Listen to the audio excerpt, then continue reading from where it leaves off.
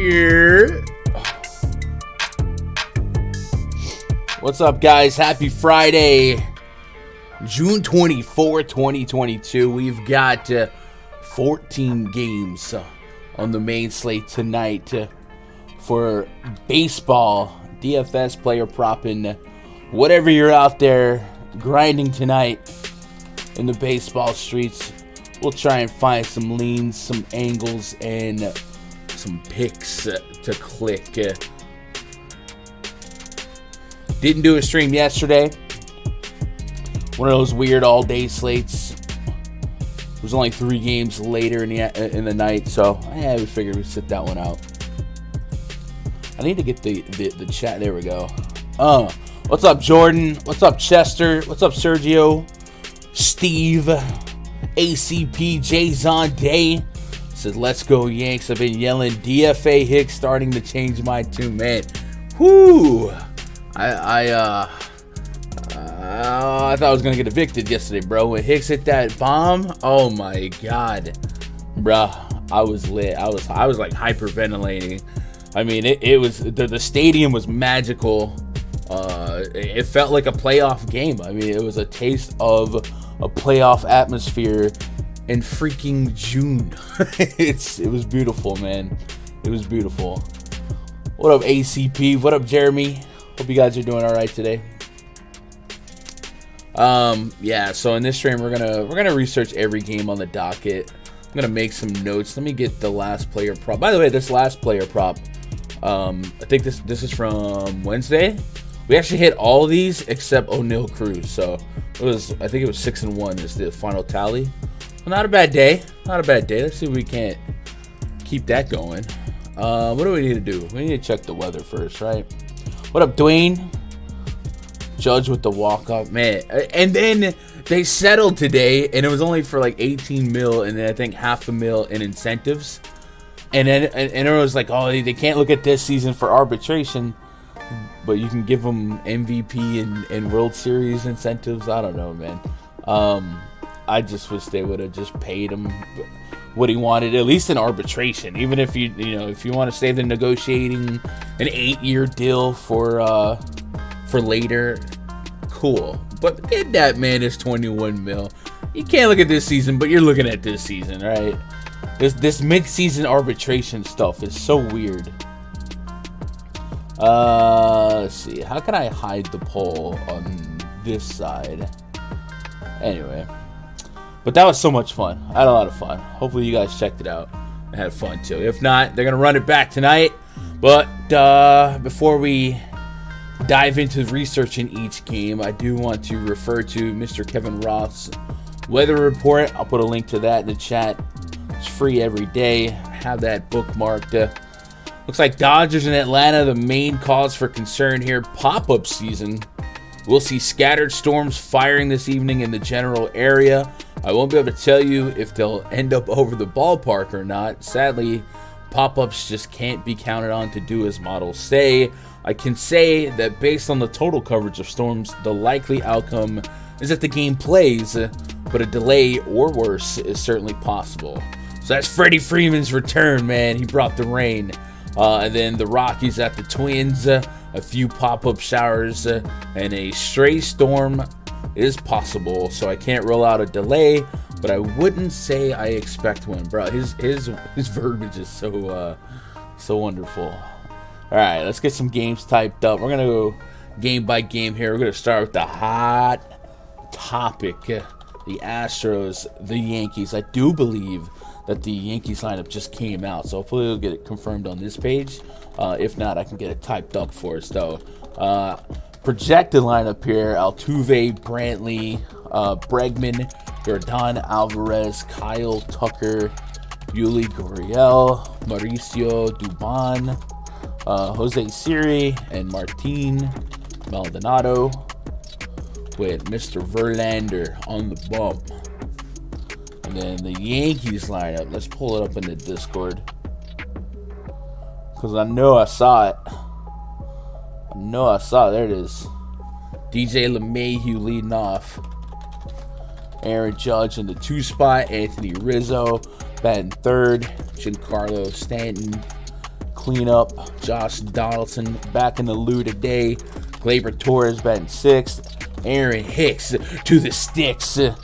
IKF, and it looks like Joey Gallo getting a day off. Thought that was weird. They start him against the lefty Framber, and then bench him against the righty Verlander, but obviously he's got like a 40% strikeout rate, so maybe they just want the ball in play. Let's see, how can I make sure that this is all the way on screen? There we go. It's not missing much, just a little bit.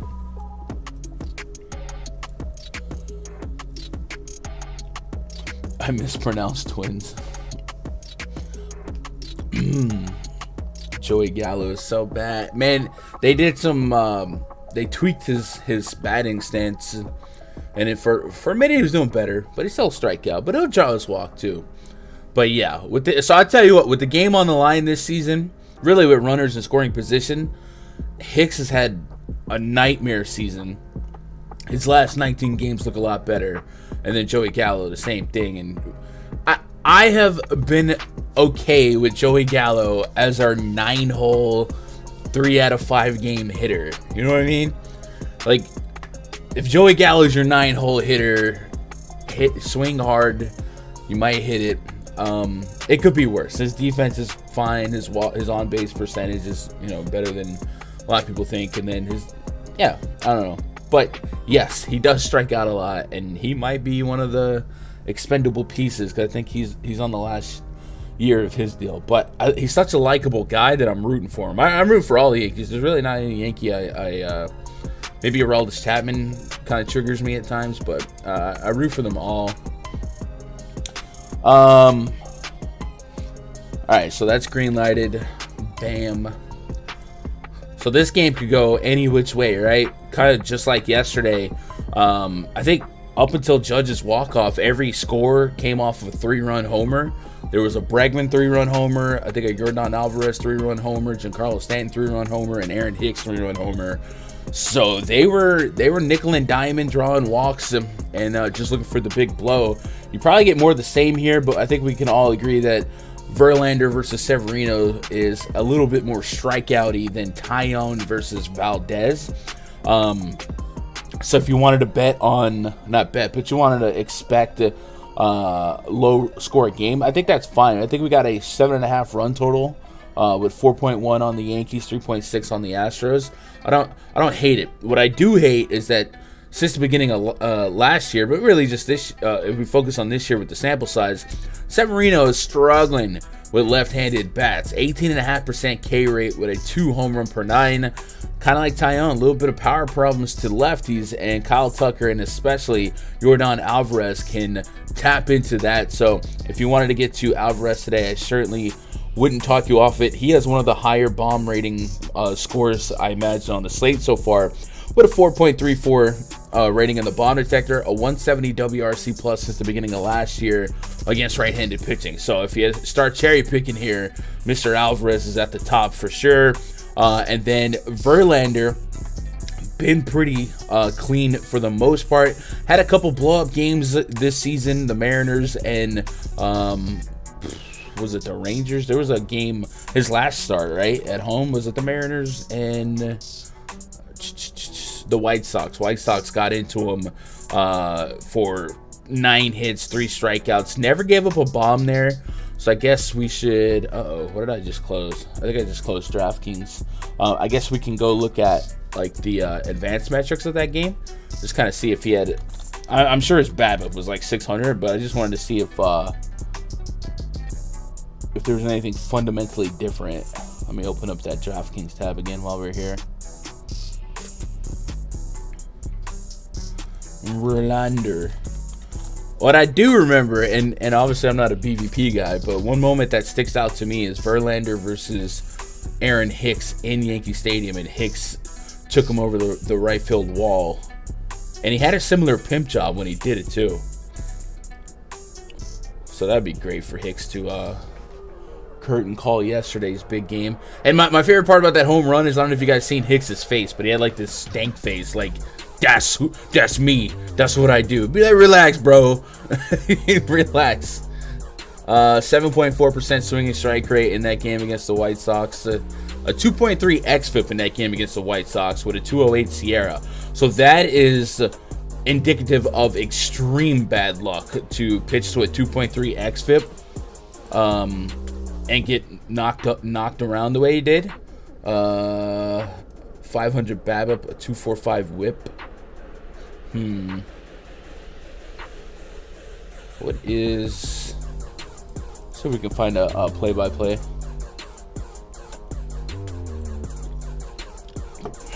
Sean B. Jordan batting 400 with 6 homers. Sean, you've been all over the place with this weird Alvarez take, haven't you? Like, everyone on the world knows that Jordan Alvarez is a good play, bro. I don't know why you feel like you struck gold. Can we pull up the play-by-play of that last game? It looks like, from all indications, that it was a really unlucky game with that xFIP being so low. I guess we'll go look at batted ball data as well. Yeah, 61% medium contact, 72% ground ball rate. I think it was just a freak game, it looks like. So, with that said, I think we understand we have to pitch some Verlander here. Big game. Verlander probably come to play. 6-7 innings for him, likely. It appears from the outside looking in that the Astros bullpen is their weakness. And we saw Framber Valdez try to go as deep as they could let him go. A 16-pitch walk by Anthony Rizzo maybe robbed another inning out of him, and that allowed for the Yankees to get Ryan Presley and Ryan Stanek, I think it was, in the game. And yeah, they performed a lot better against him. So multiple ranges of outcomes here. Let me pop open my player pool tab. I think we're definitely gonna have more Verlander than Sevy here. But I don't think I'll have no Sevy. Sevy is definitely one of those guys who can give that emotional boost. It's going to be a playoff Friday night atmosphere. But the Astros are a very, very tough cookie to crack. So I'm going to put Sevy in the tier 3. And then I'm also going to stack both teams. But I am hoping that I don't have to get above single-digit ownership here to accomplish this. Because I just want that big game feel with these players kind of rising up. So Verlander, I'm going to put him as tier 2. Severino, tier 3. Both stacks here. It's going to be a lot of fun. I can't wait. What up? Everyone hates Chris.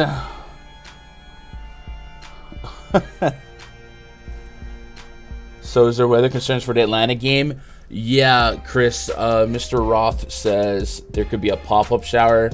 I'd probably, just stay tuned to that. Seems like we might expect it to play. I don't know if you guys are interested in the pitching part of that game or more so just the offense. I would imagine the Dodgers offense is something we want to get to, and especially with Freeman going back to ATL. I can't imagine you guys want to play Ian Anderson and Julio Urias. I could do without on a 14-game slate if I had to, you know what I mean? So it seems closer to the game plays, but it could get interrupted or they could, get some rain. But they also could not get rain. That's how pop-ups work, right? Jesus, Sean. We get it. Sean. Also, this just in from Sean V. Mike Trout, good. Aaron Judge, good. Sean. What up, Ayo? I like Pavetta tonight. That might bite me in the butt. Alright, I can get behind that.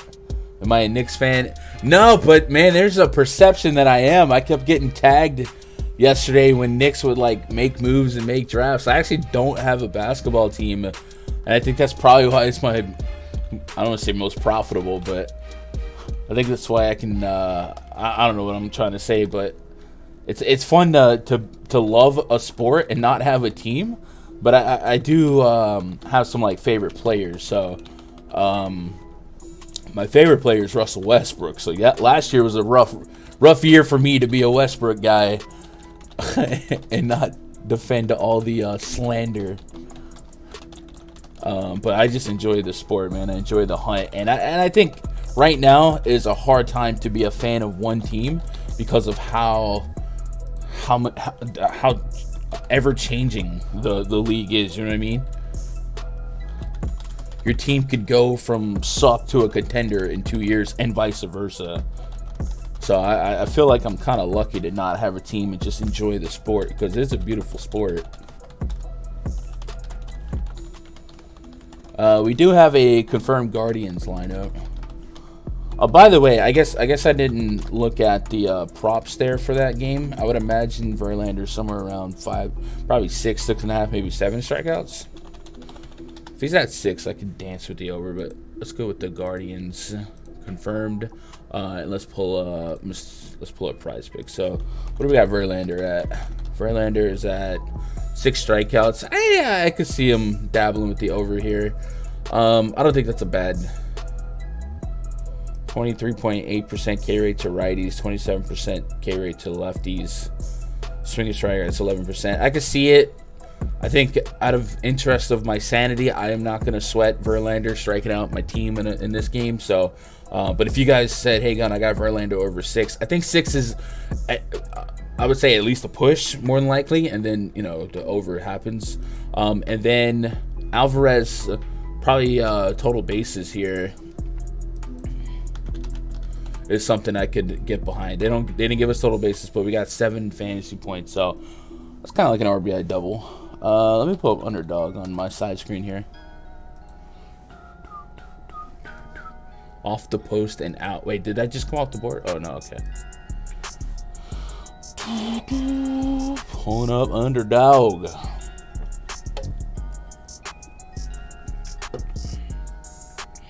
By the way, today we got Bankster Berry. It's tasty.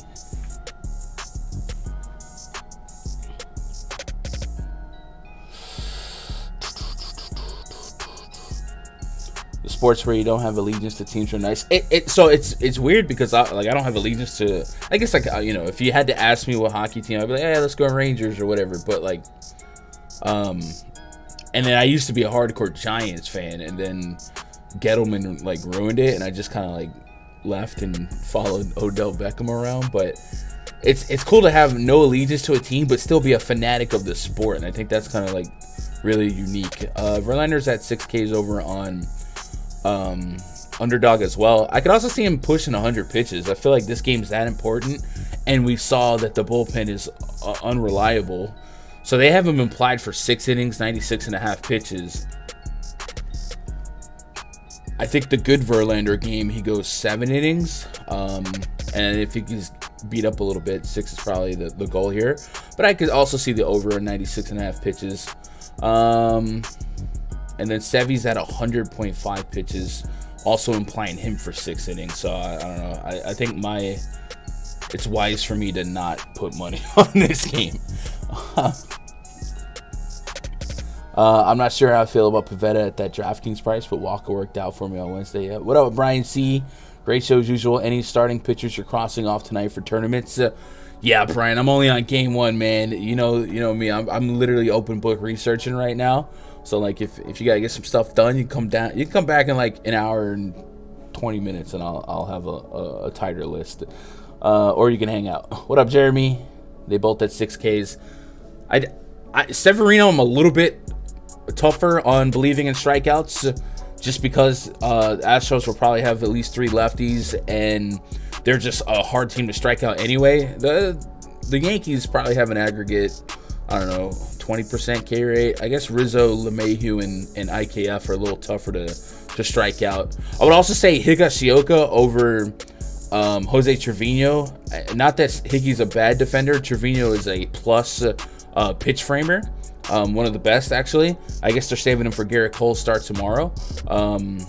But there's a lot of negatives in Severino here that would make me just want to avoid that bet. Not that I'm saying under, but I'm not saying over. It's just a wash for me. So if I wanted to bet strikeouts, I'd probably be more on the Verlander side than the Severino side here. but I'm hoping he pitches with emotion. Red Sox and the Guardians. Red Sox 4.7 runs. Guardians have a 4.5 implied run total. Guardians lineup is confirmed. Quan still in that leadoff spot. J-Ram in a 3-hole. Josh Naylor batting cleanup. Nick Pivetta on the season, a 4.04 expected ERA, a 1.09 whip, a 1-4 K rate. And I think with Pivetta, we at least want to understand what he does against lefties. And while he only has a 179 average allowed to lefties, he's still rocking a 4.5 xFIP with almost an 11% walk rate and a very low ground ball rate. A lot of balls in the air, a lot of line drives. The line drive rate's not that crazy, but 47% fly ball rate. So with the walk rate being what it is, with the xFIP being what it is, there's definitely some room for regression on that 179 average allowed. So it's just kind of an uncomfortable spot. And the Guardians are one of the hardest teams to get strikeouts off of. 17.9% K rate to righties this season. You look at this confirmed lineup, only Franmil Reyes, Andres Jimenez, and Austin Hedges have strikeout rates above 20%, much less, you know what I mean, 25%, 24%. So it's a really tough matchup to believe in some upside, in my opinion, especially from a non-ground ball pitcher. So I probably am not going to play Pivetta at this price point, just not knowing if there's a true ceiling outcome on a 14-game slate where you want some ceiling at 10K. So I don't know. I don't love that matchup. Quantrill, I definitely never like to play him. Just a 14.8% K rate on the season, 4.38 expected ERA. On this slate, I think I need 20 plus fantasy more often than I don't, and I think low K guys are just going to be so expendable for me today. I can stay away from a 12.8% walk rate to lefties. That's not what you want. A 257 average allowed to lefties. The home run per 9 to lefties under 1, but it's not because of him being like a 70% ground ball pitcher. It might just be by happenstance. A 42% fly ball rate, 21.4% line drive rate. I guess the hard contact rate isn't that high. 33% is respectable. It's below league average, but this certainly wouldn't steer me away from like a Rafi Devers or a Verdugo.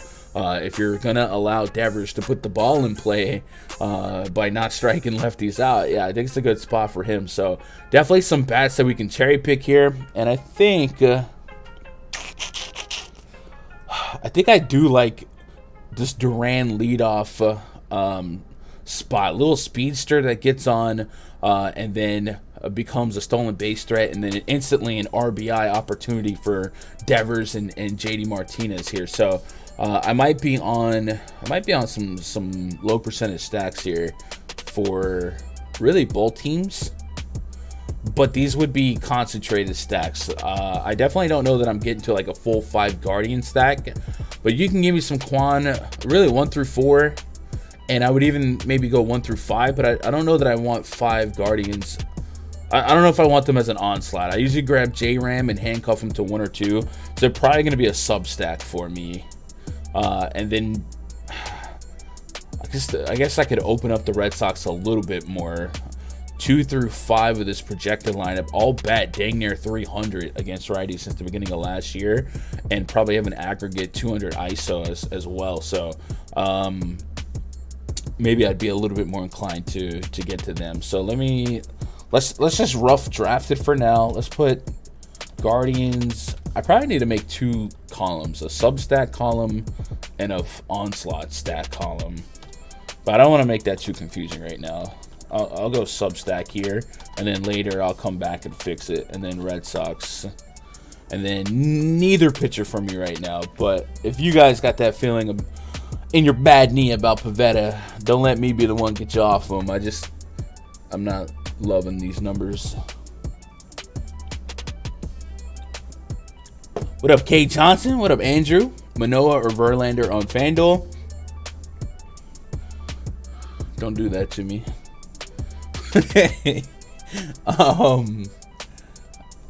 Yeah, man, that's a tough one. I'm a little less fearful of the Brewers than I am of the Yankees at home, man. They're on like a 14-15 game win streak at home, bro. They just get it done.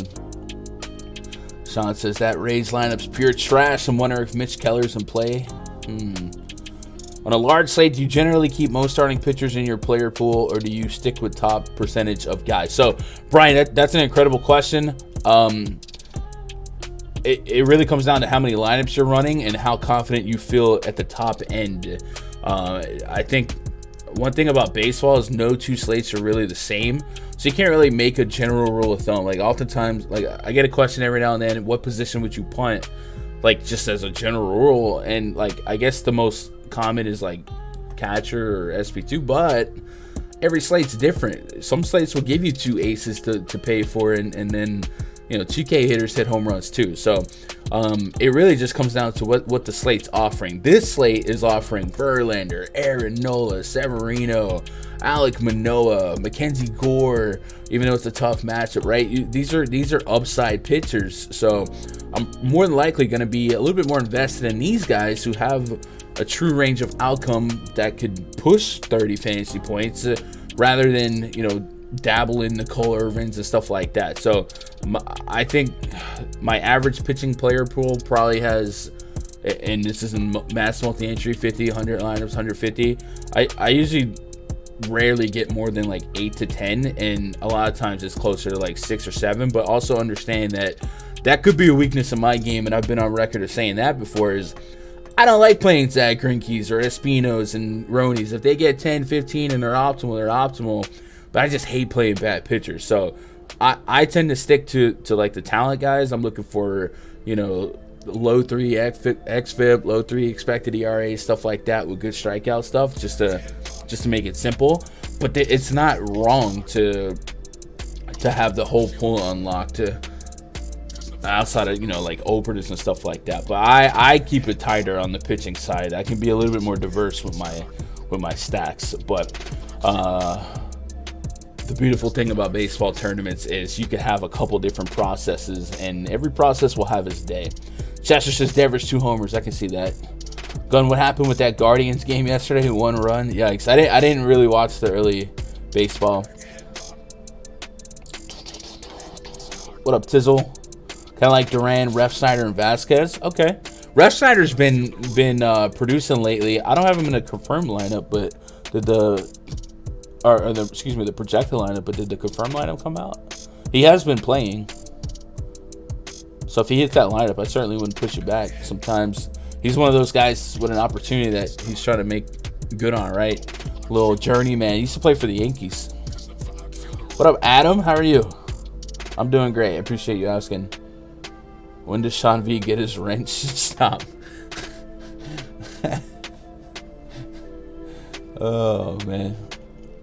How do you get to the page? Oh, you guys are looking for Fangraphs projections? If you just click projections, I believe, at the top, it'll bring you to some projections. I don't know what their projections are based off of, whether it's like if it's based on the actual lineup versus I can't speak to it, so but I know it's pretty easy to get to. Just hit projections. All right, so light access to both teams. I'm probably going to stay away from both pitchers. Pirates and the Rays. Oh, my goodness. Maybe the Pirates won't be obscene chalk today. And they have a 2.9 implied run total. Oh, my God. All right, projected lineup to Brian Hayes, Brian Reynolds, Diego Castillo. All this could change, right? O'Neal Cruz, they went him in the leadoff spot last game, so that could just be a new thing for them.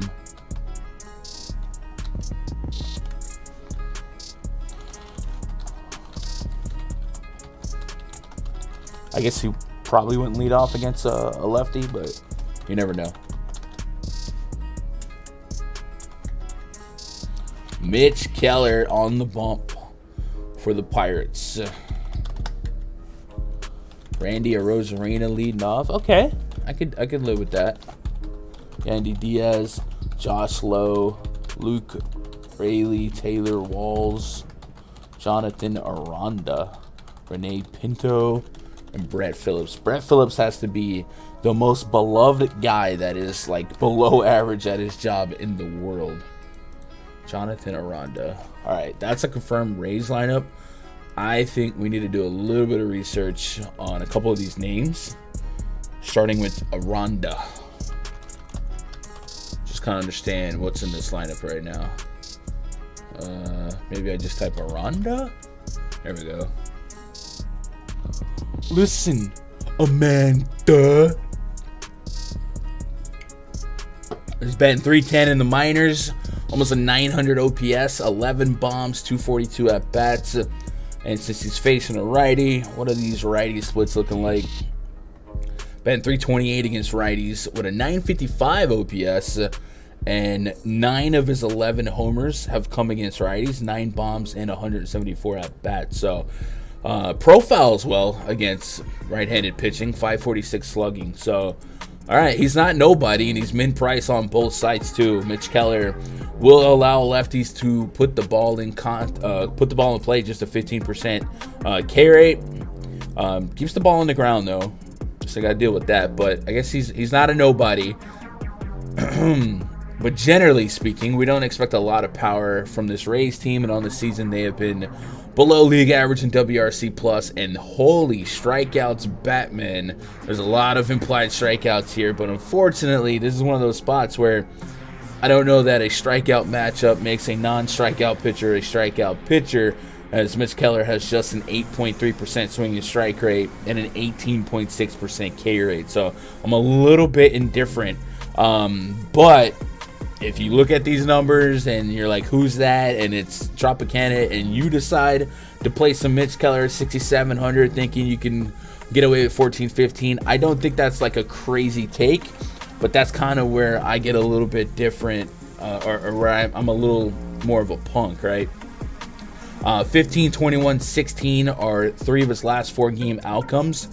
So if you're happy with 15 and 6,700 out your SP2, and I think it's fine to like that, I don't mind it. Maybe I would want to have access to his outs rather than take him in DFS. They have him at 4.5 Ks with, they don't give us an out prop, but they give us 23 fantasy points. So, or 5 hits. All right, I'm on the fence here. Ground ball pitcher, playing on some turf. I could understand both cases. I might be a little bit more enthralled with Jeffrey Springs though. Reason being, he is a strikeout pitcher. 13.7% swinging strike rate, a 27% overall K rate, and just a 3.12 expected ERA. So, while I wouldn't fault you for getting to Mitch Keller, I don't trust his metrics, and I don't want to have regret later tonight. But I do like Jeffrey Springs, and his pitch count, 86, 94, 92. Looks like 90-plus pitches is a realistic range of outcome for him. At 8,500, I could buy in. I know this Pirates team's a little bit different the last week or two, but the 2 major splashes that they've made, O'Neal Cruz and Bly Madris, they're both lefties, and Jeffrey Springs, I guess, heck, Jeffrey Springs is kind of reverse splits right now. Maybe I pumped the brakes here. Is this gonna be a thing? How many at bats against lefties are we talking? It has to be over 10, right?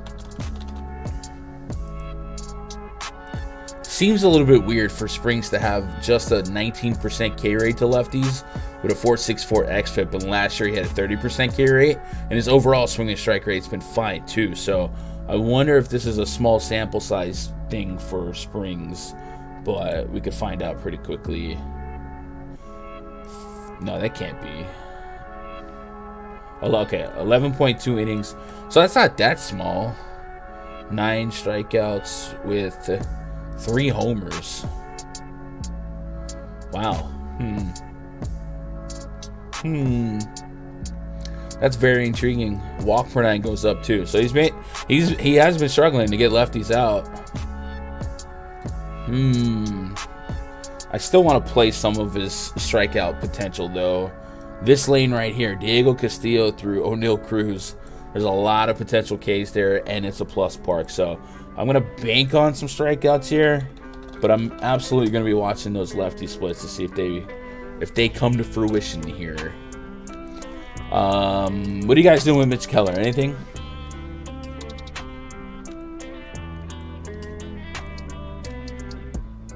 There's a lot of pitchers that get accident. Yeah, I think Mitch Keller is the ultimate accidental good play. I'll say okay. I feel like at 150, I might unlock Mitch Keller in the back end and like cap him at 5%. Like, it's just one of those, if he doesn't die, he might get 10 to 15. This is a rough lineup. He is allowing an elevated average to righties with an home run per nine over 1. And Arozarena, Yandy Diaz, especially Arozarena, might be somebody to take advantage of that. Overall, I'm pretty indifferent on this game. I probably don't see myself full stacking the offenses. So I guess that alone might open up both pitchers if I got desperate to fill the back end of 150. But, yeah.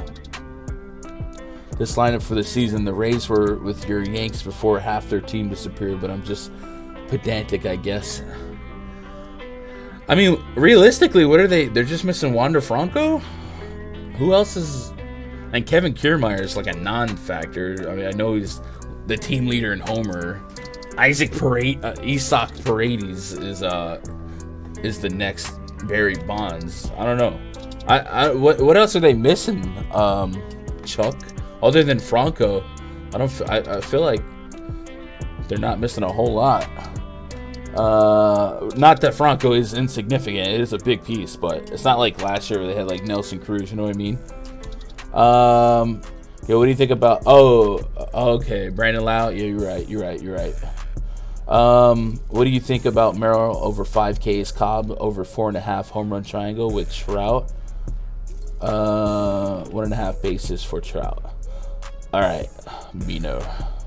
Merrill Kelly over 5Ks, Cobb over 4.5, home run triangle with Trout, 1.5 bases for Trout. I'll say I'm fine with the Trout one always. I haven't really looked at the Cobb situation yet, but I will be getting there. Is Cobb stretched out?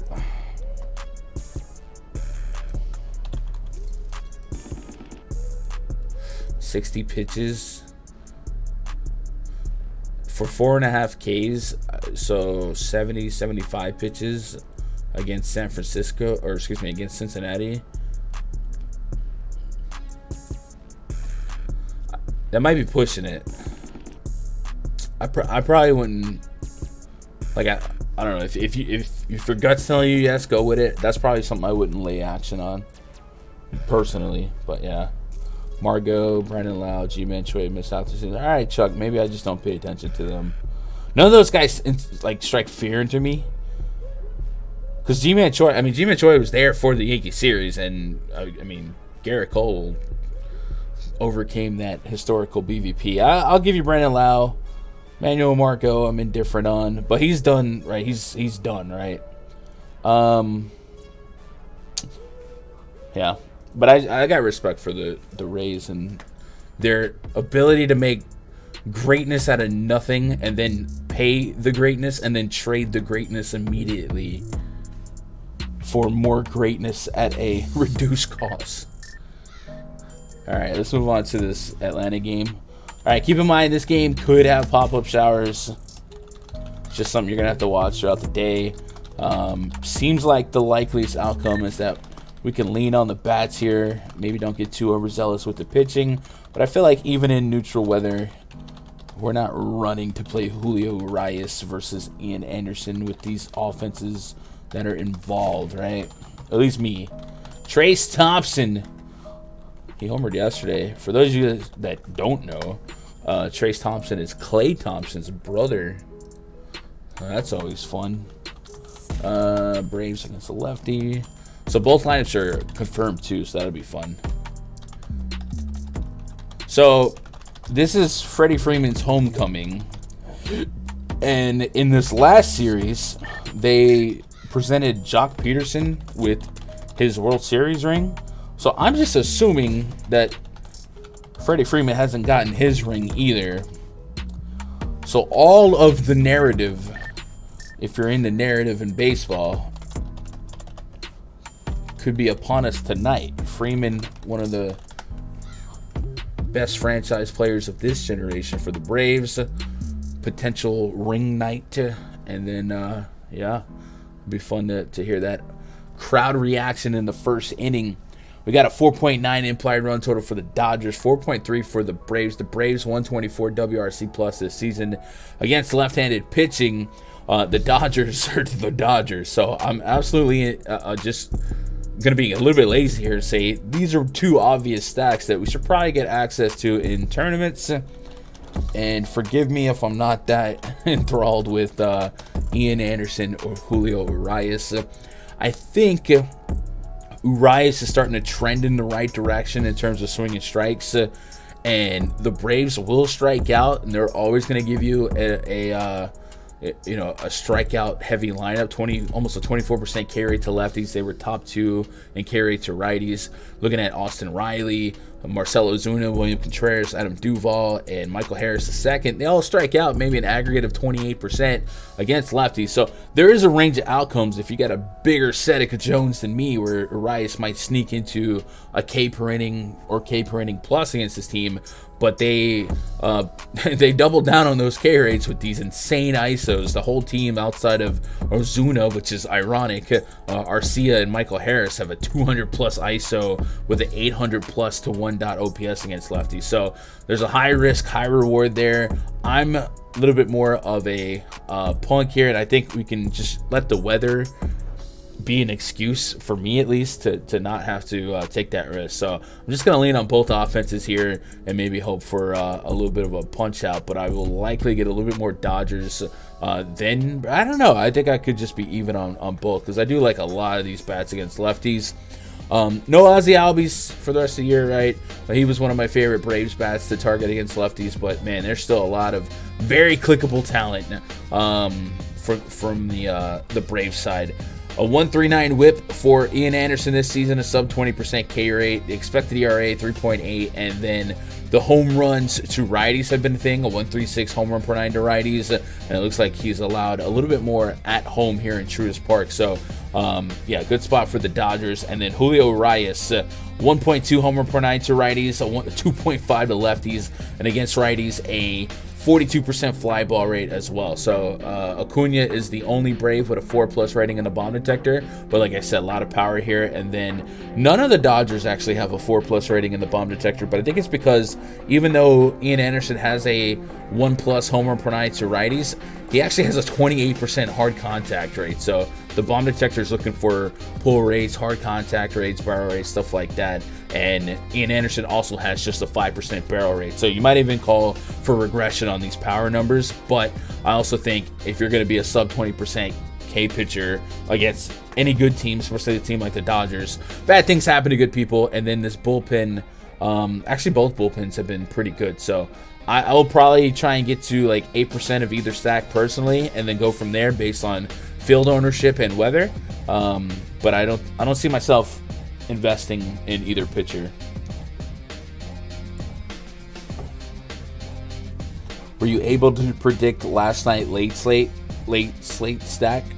Predict? No, I think if you play the 3-game slate, you just play everybody. So you don't even, yeah, you do less thinking, right? Charlie, I'm a Dodger fan. Don't trust Urias. I feel it. He could, Chuck. He could. I like that lineup does present some strikeouts. So I wouldn't, if you're a crazy tournament guy, you want to get different. That's definitely a way to get different, but justifiably different with upside. Right now I'm probably not. Let's move on to the Nats and Rangers. Alright, I don't know what this song is, but I gotta skip it. It's just like, I don't know. I wasn't vibing with it.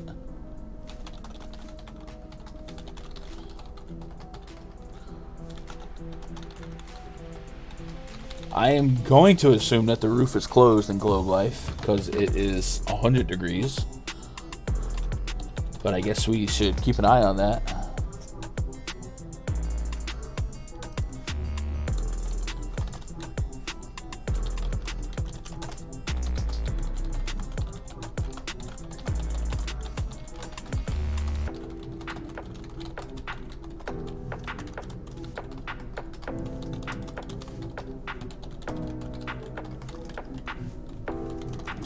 Got Dane Dunning up against Paulo Espino.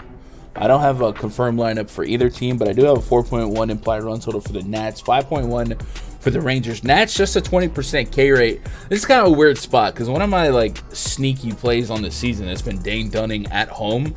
He's got a 3.2 xFIP with a 1.4 K rate at home, 1 homer per 9, or a sub 200 average allowed. But this isn't really a great matchup to kind of hunt strikeouts. Maybe the lineup comes out a little bit different, but I feel like there's been several occasions this season where we just kind of punt average pitching against the Nats, and it doesn't work out. I think it's more so a dangerous spot for lefties, but still, Dane Dunning here is in a maybe not as good as maybe perceived spot against a 4.1 implied run total, right? They play scrappy.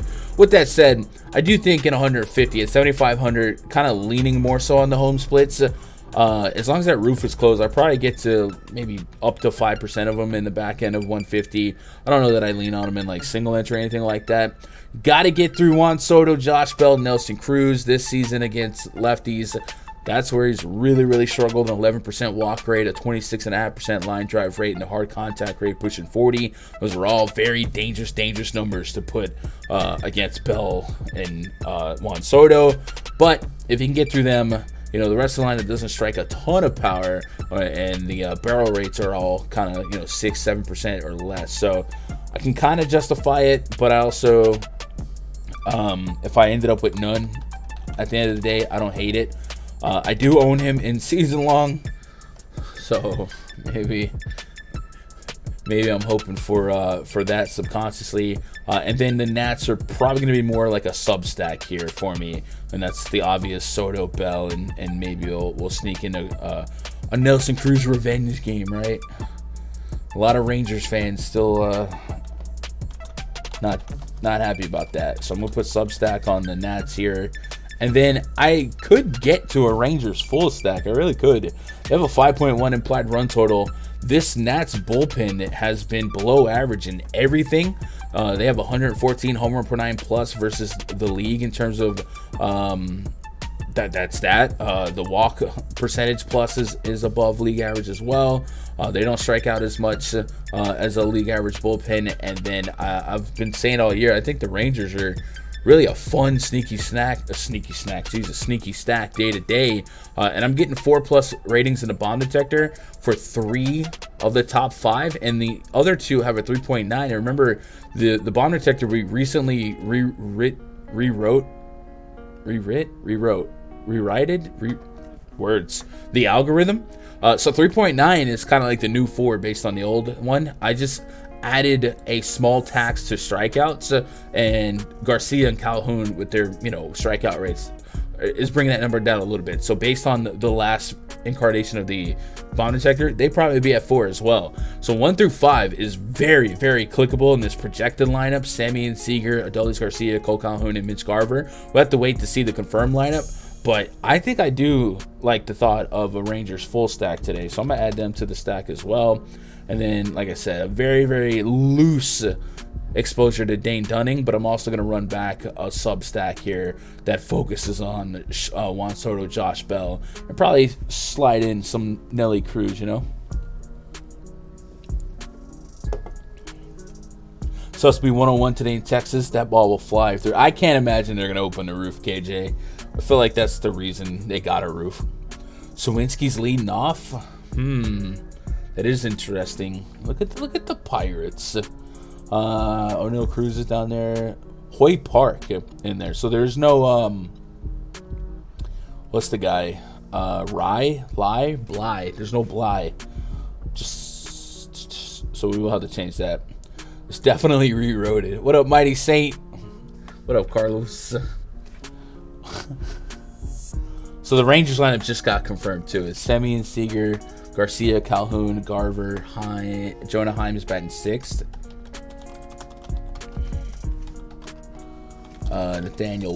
Nate Lowe. Brother of Josh Lowe, not related to Brandon Lau, who is Josh Lowe's teammate and Nate Lowe's former teammate. Brad Miller in the 9th spot. Oh yeah. We stacking Rangers. I love it. I love it.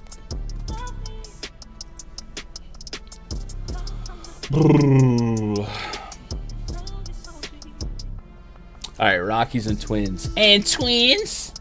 I think this was another game to watch for weather. I'll refresh our mind in just a minute. Connor Joe.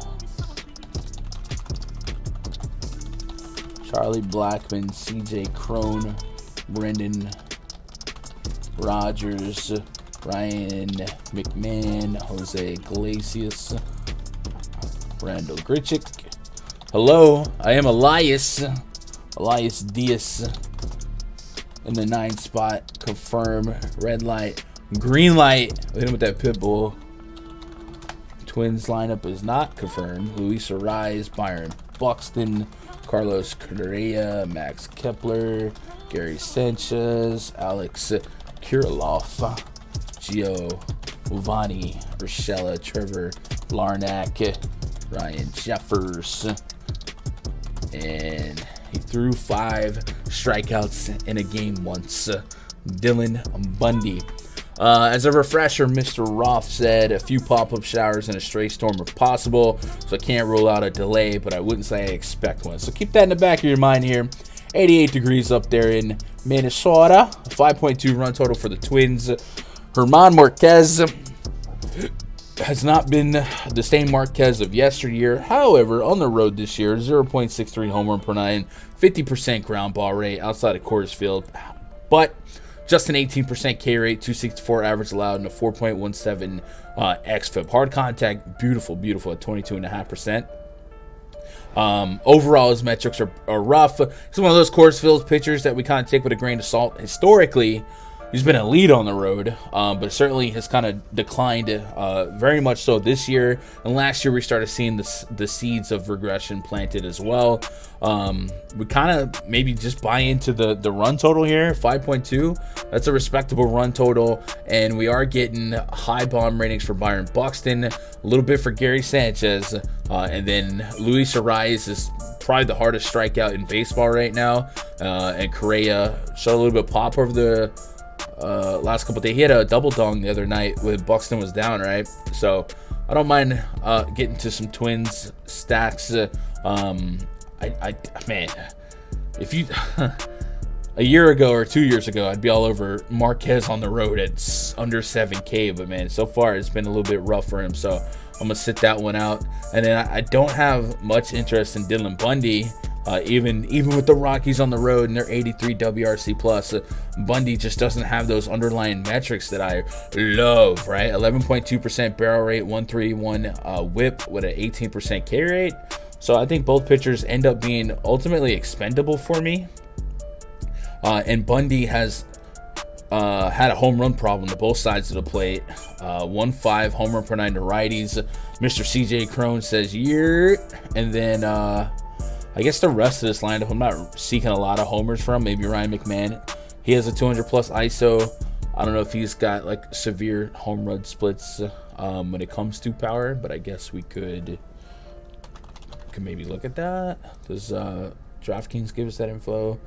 He has 1 homer on the road versus 5 at home. So CJ Crone's like the main guy I'd be looking at, but Bundy's more so a contact pitcher. So that's just stuff I don't like.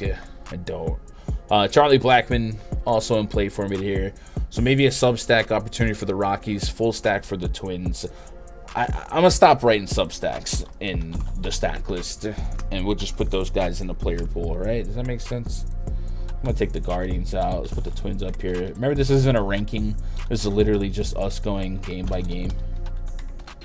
And then I'll add all the players to the player pool later. By the way, if you guys want this spreadsheet, it is behind the paywall at rundfs.com. We actually just added a rest of year special. It is $300. Yeah, $300. It also comes with a $100 credit. So if you rebate the credit, $100 credit towards Fantasy Cruncher, it's like $200, which I think is a pretty solid deal for 6 months of coverage, maybe 5 months. And it's not just for baseball; it's for the beginning of basketball, dang near the whole football season up until January 1st. And then, of course, we've been doing a lot of player props. And I don't want to commit and guarantee that we're going to be covering like Summer League and stuff like that. But I'm pretty sure when I approach Josh with that idea, he'll be for it. I just don't want to bother the man on vacation. But Josh will freaking do big three content if he like he loves basketball. Yeah.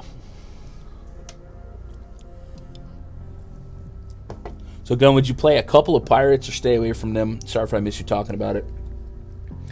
I mean, if you want to sprinkle them in the player pool, I think it's fine. They don't really have a run total worth like running towards. I will say, a guy like O'Neal Cruz, some of these got nothing to lose teams are going to be a little bit more fantasy relevant just because they're going to be more aggressive. We've already seen that with Cruz. He try to stretch out a double to a triple, even though he gets guns out. It's going to give you that attempt and also try and steal bases. So I think if the ownership stays low, sure. The last couple slates for the Pirates, the ownership has not stayed low, but that's of course been a different spot. I think Springs is the toughest. Like they faced freaking Jared Eichhoff, right? Like they don't have that opportunity here, and it's still a pitcher park and all that stuff. So if the ownership was in the single digits, I think you could sprinkle some of them in the player pool. But I don't really have an infatuation with full stacking them, right? No Xander in the White Sox. Dang. I think Oakland and Angel stacks are going to be chalky considering Trout, Shohei, Ward. Oakland chalk? You think Oakland? I'm definitely not disagreeing. I haven't really processed that game, but man, any slate that Oakland's chalk, I think I can do without. I don't think I've ever stacked Oakland. Reynolds. What up, Jim? What up, Cowboys? What up, Gilbert? How we doing? You guys doing all right? How's this poll looking? I asked you guys who's your favorite pitcher to roster in DFS tonight. And it looks like 71 votes. And right now, Aaron Nola is that guy. So that's cool. We'll keep it up. Do you guys want to go back and update lineups, or should we wait? Let's do some more research, and then we'll go back and start adjusting, right? We still got time. We got an hour. We're good. Where are we at? We're at this Oakland game. All right, Oakland against Greinke. My goodness, bro. My goodness. Unstoppable force, immovable object of suck. All right, skipping this song. I don't know what I'm listening to. Okay. All right. All right, so what's the deal with Greinke? Did he throw 60 pitches, 70 pitches in that rehab? I feel like I read something like that earlier. People were on his under for pitches thrown tonight. I just don't know. Greinke is like a literal robot, so man could wake up and throw 100 because he's throwing 80-mile-an-hour nothings, right? It's not like I don't know.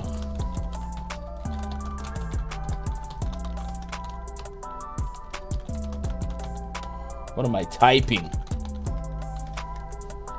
Cole Irvin on the bump for the A's.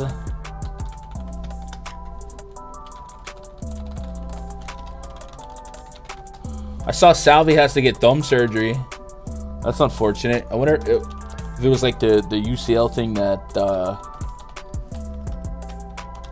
that Bryce needs or not. They said it's not season ending, so that's good. But it does take a pretty decent bat out of the lineup of one of the worst teams in baseball. Maybe he'll come back as a trade chip. Greinke versus Irvin. No lineup yet, just a tweet. Okay, cool. Here, what up, AD? What up, Jordan? Who's their top stack? Kemp, Seth, Brown. What up, 8 game? All right. Let's see if Greinke's pitching. So, make no mistakes about it. I'm not pitching either pitcher, but I saw Greinke's under pitch count was like a popular bet this morning. And I just don't know how I feel about that because he's Zach Greinke, and he had 3 runs, 7 hits on a walk with 8 strikeouts in 12 innings across 2 rehab starts. I think he went 60. Anyway. Do they still have that pitch count prop up? They don't. 3 strikeouts against Oakland. Good God. Good God. Alright, so guys, if I lose because the Athletics go off, man, I'm out of there, bro. This team sucks, but so does that Greinke. So I understand if you want to be there, but 70 WRC plus, yikes. And as much as Greinke's like a contact pitcher, I don't know. Chat, are you guys really interested in the athletic stack here? I think Jonah. So I'll give some credit to Jonah Bride here. The other day I punted him in like a late night single entry. And I don't think he did well that night, but I think when I looked him up, he looked like a little beast in the minors. So smashed DK for 6K last night. Let's go. Jonah Bride. No Hayes, no Madriz in the Pittsburgh lineup. The whole lineup strikes out. Springer for sure going to get at least 10. I'm with that, KJ. Springer's in my or Springs. Springs is in my pitching pool. The only thing I'm worried about is his reverse splits right so far this season. He is struggling with lefties for some reason. What the F is this song? All right, chat. Some of these royalty-free songs. I need one of y'all to just like purge this list and just leave the bangers. All right, this kid, Jonah Bride, check this out. In the minors, he is batting .347 with a 1. OPS. So if you don't know, now you know. He might be somebody to keep an eye on if you ever need like a late night punt. And Greinke being a contact guy. If Jonah Bride is in top 3 in the lineup, I know his big league metrics so far say he sucks, but I do think there's a chance for positive progression coming this way. So I just want to put that out there, speaking into existence. But never have I ever 5-man stacked the Athletics. And the Royals against Cole Irvin. Irvin, a contact lefty.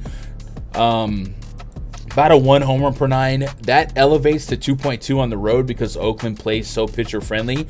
With that said, Kauffman Stadium is one of the worst parks in the league to try and target for power. So it could be a little bit more 1-to-1 to his home splits, right? So this is just kind of a game that exists.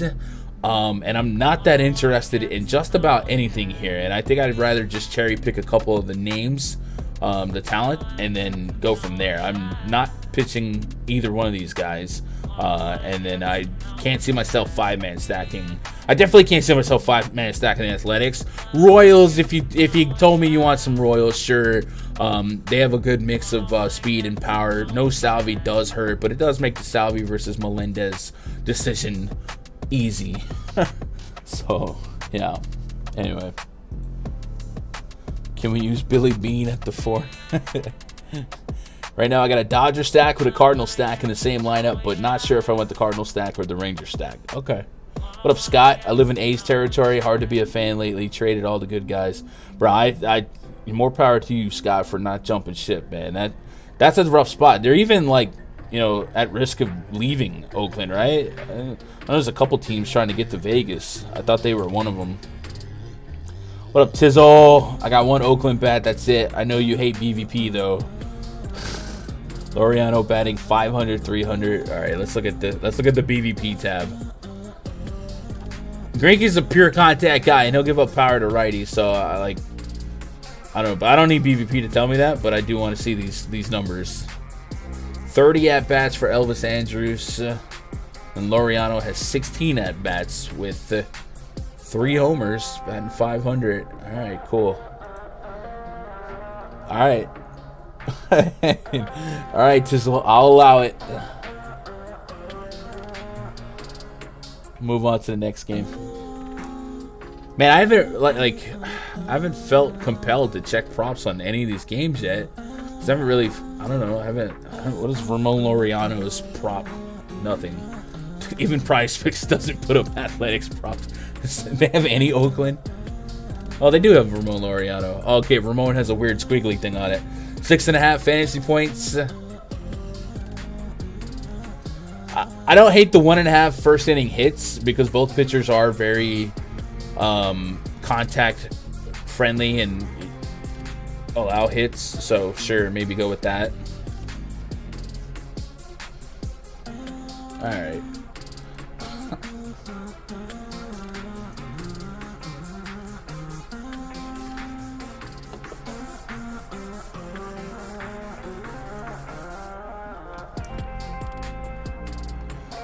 Which one of y'all just DM me on Twitter? Dylan, what site do you look at for BVP? Stop it, Dylan. We are not out here looking at BVP.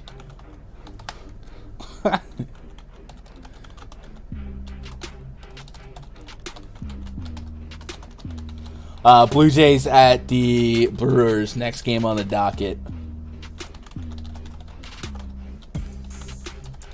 So this could be a unique spot for the Blue Jays.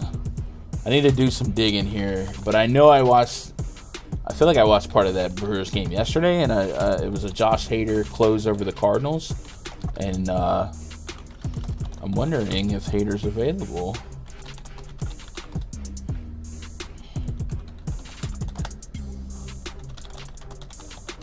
Last night there was a small glitch on PrizePicks where I believe what happened is they accidentally released a 3.5K prop or something like that for Manoah, and people swarmed to it. It was up for like a couple minutes.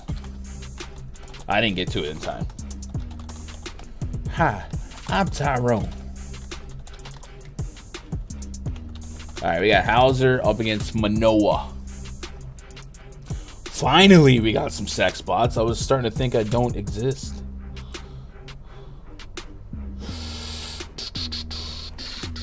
All right, let's look at the bullpen usage on the Brewers. The Arizona lineup just came out. Let me look at it. Dalton Varsho, Alec Thomas, Ketel Marte, Christian Walker, David Peralta, Rojas. Is that Josh Rojas? Carson Kelly, Jake Hager, and Perdomo? Okay.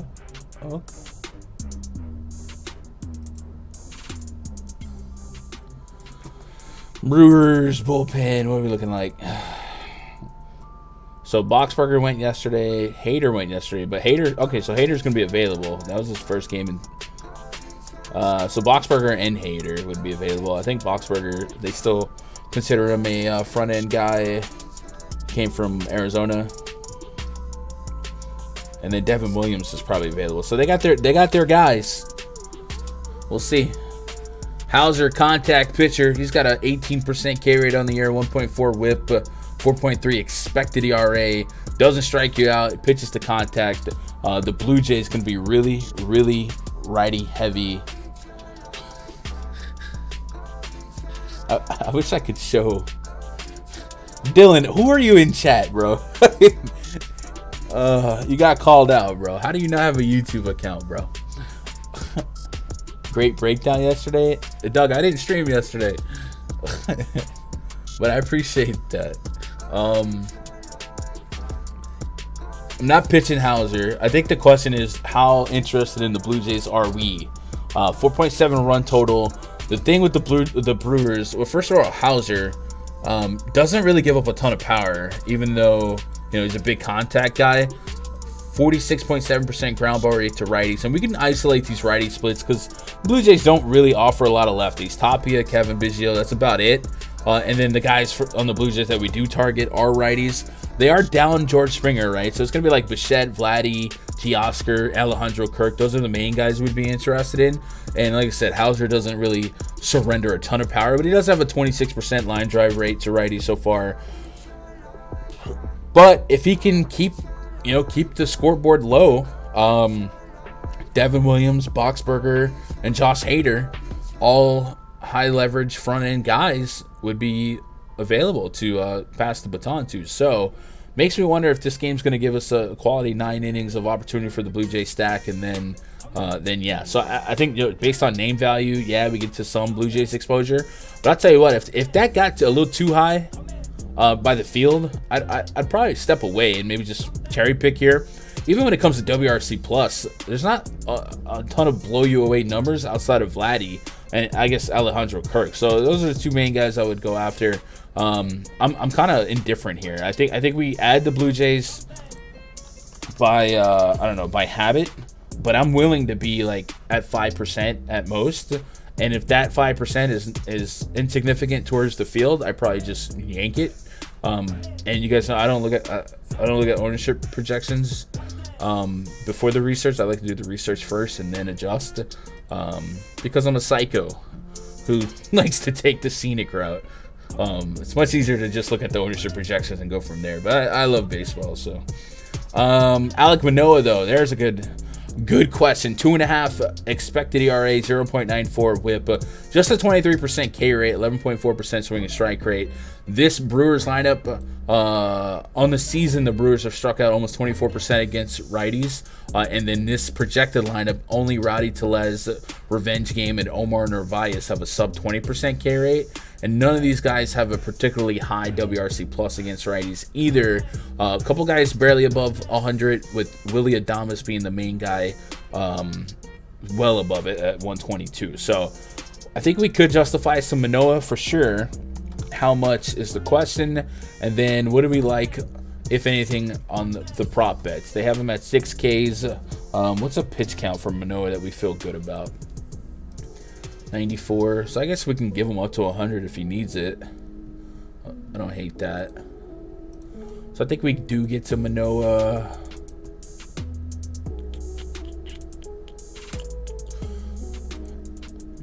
Do we start him off as a tier 2? I think we go tier 3. We might get Jeffrey Springs up to a 2 based on how we feel about this Pirates lineup. And I might get Manoah up to a tier 2 as well. Manoah, kind of like Springs, not striking lefties out that much. And this Brewers lineup will probably give you 4 of them. But I also wonder, just like Springs, if that's due for progression. Because last year, much like Springs, had a 30% K rate to lefties, essentially. So, something to watch.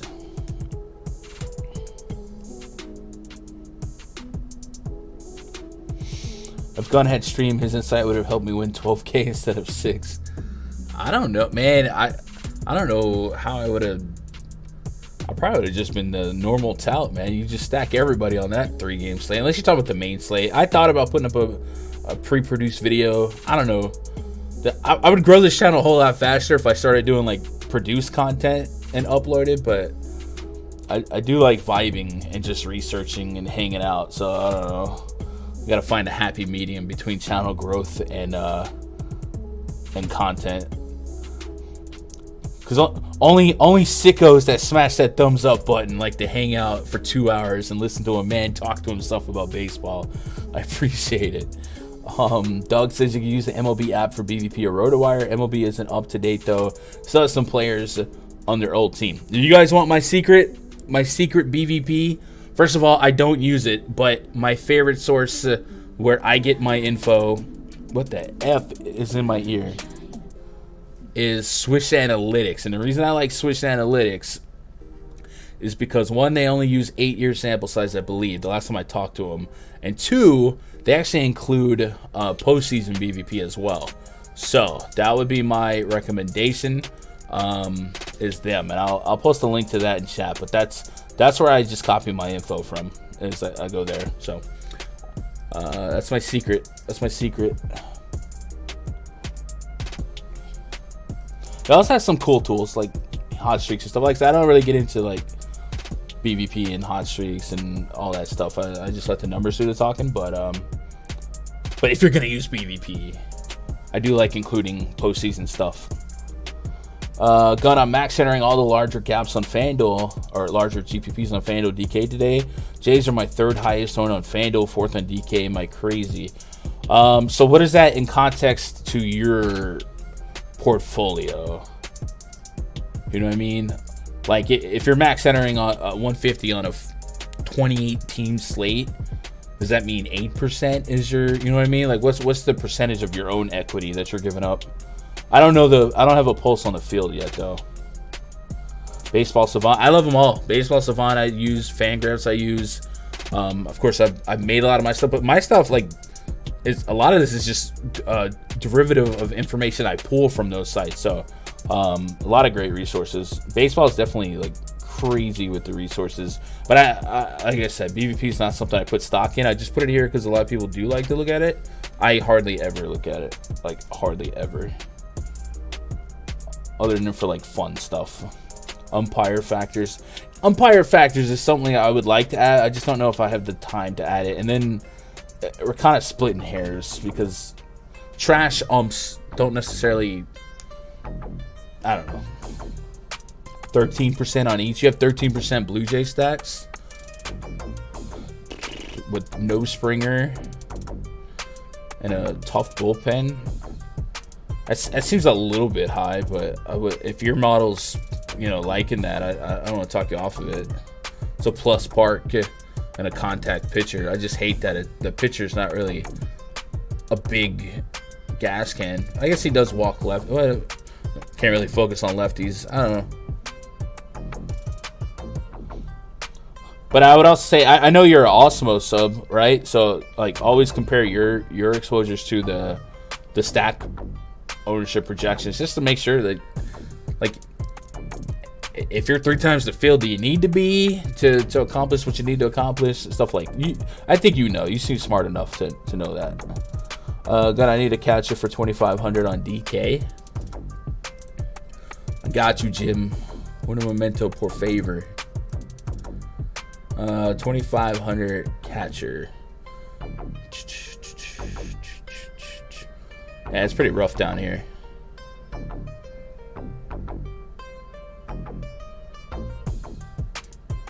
I don't know if any of these guys are going to be in the lineup today. Also, definitely remind me at the end of the slate, Jim. But I can look and see if we have any catchers already that might profile well. Let me go DK position. This is only games that we've typed up so far, so catcher, outfield, 2,500. Sean Murphy's up there. Probably Sean Murphy. Good matchup against Greinke.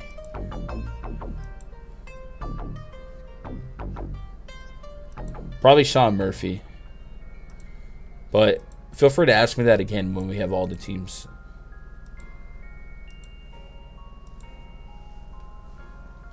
Highest under Houston, LA, and Texas. What about batted ball events versus specific pitchers? Pitchers or pitches?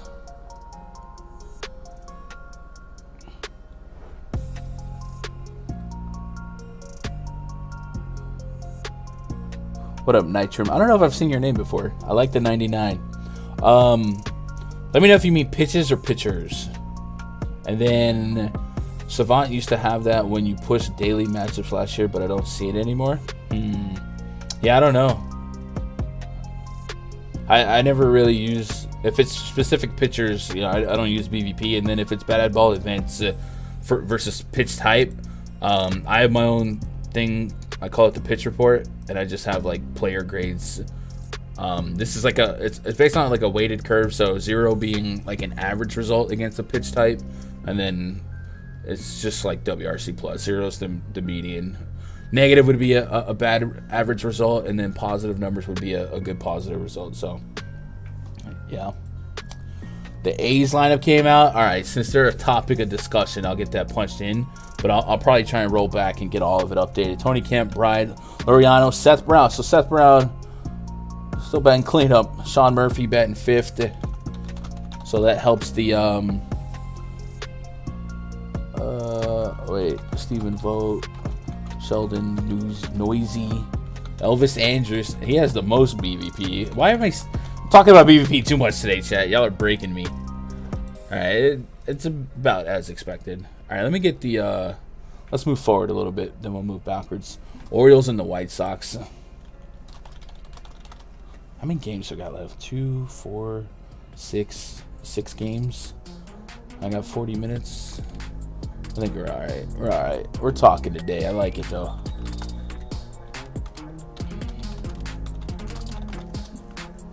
Make sure I didn't mute.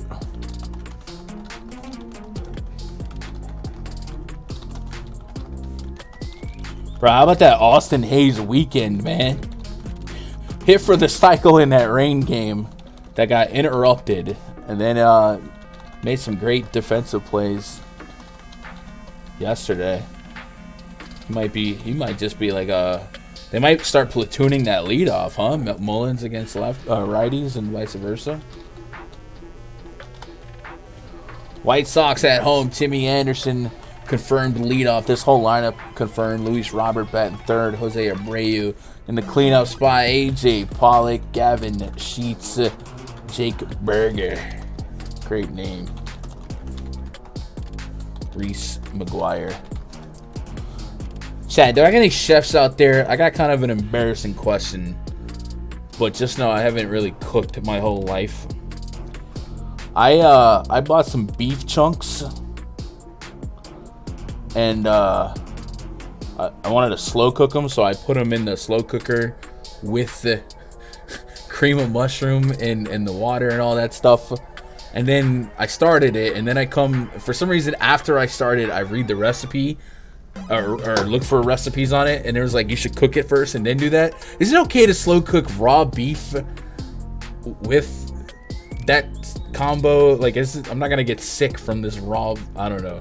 Is that okay? It feels like it's okay. It's just gonna take longer because I'm starting to smell it, and I'm just like, man, I hope this works. I don't want to get sick.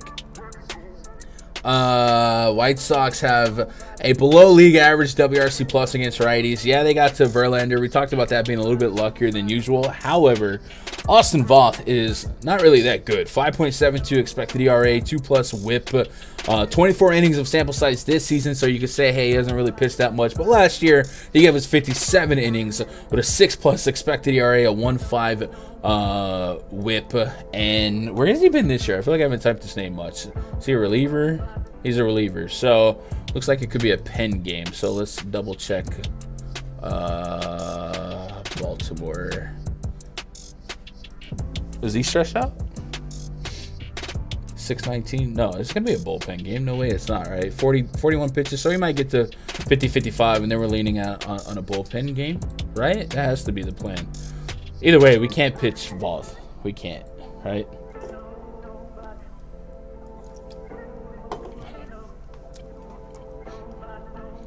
It's okay to do it. Set it low, come back later. All right, I think I actually have it on high, so maybe I shouldn't do that. Yeah, I definitely should have seared it. Oh well. So my plan was to slow cook it now. When it gets ready, I was gonna mix in some rice, some diced onions, some diced peppers, and then let it, soak for a little bit longer. And then when the Yankee game kicked off, I was gonna just get my grub on, right? So actually, the first time I cooked some meat in a couple weeks, really. Hide user. Cook it past well done anyway. It'd be fine. Appreciate that. Yo, we got a lot of chefs here, man. I appreciate that. Look at you. You guys are coming in clutch. I'm gonna start running recipes by y'all. Walkstar says, how does Braves plus White Sox sound, bro? I think the Braves have some upside against Urias for sure. White Sox, yeah. Voth, so I don't know if Voth's long for this game, and I don't know that I could predict who comes in behind him. The Orioles bullpen is like decent, but I also wonder how much of that is that left field wall in Camden. So what do we do? Do we look at Orioles bullpen usage and try to map out a game? Orioles. Any Baltimore boys out there? Where's Cowboys Nation? You know anything about this? They went Batista, Dylan Tate yesterday. Keegan Aiken could probably give 30+ pitches, maybe a lefty. If they bring in any of these lefties, and they have 3 of them that look like they could be available today, Aiken, Perez, and Vespi, we know the White Sox flipped the switch on lefties. Lopez is a closer, right? So he's not. I'm looking just for long man stuff. I think we can get to some White Sox, but we're kind of betting on talent more than anything, and we're also betting on Vault not being good. And I think that's a fair bet. So, I'm with you. Let's add some White Sox to the stack list.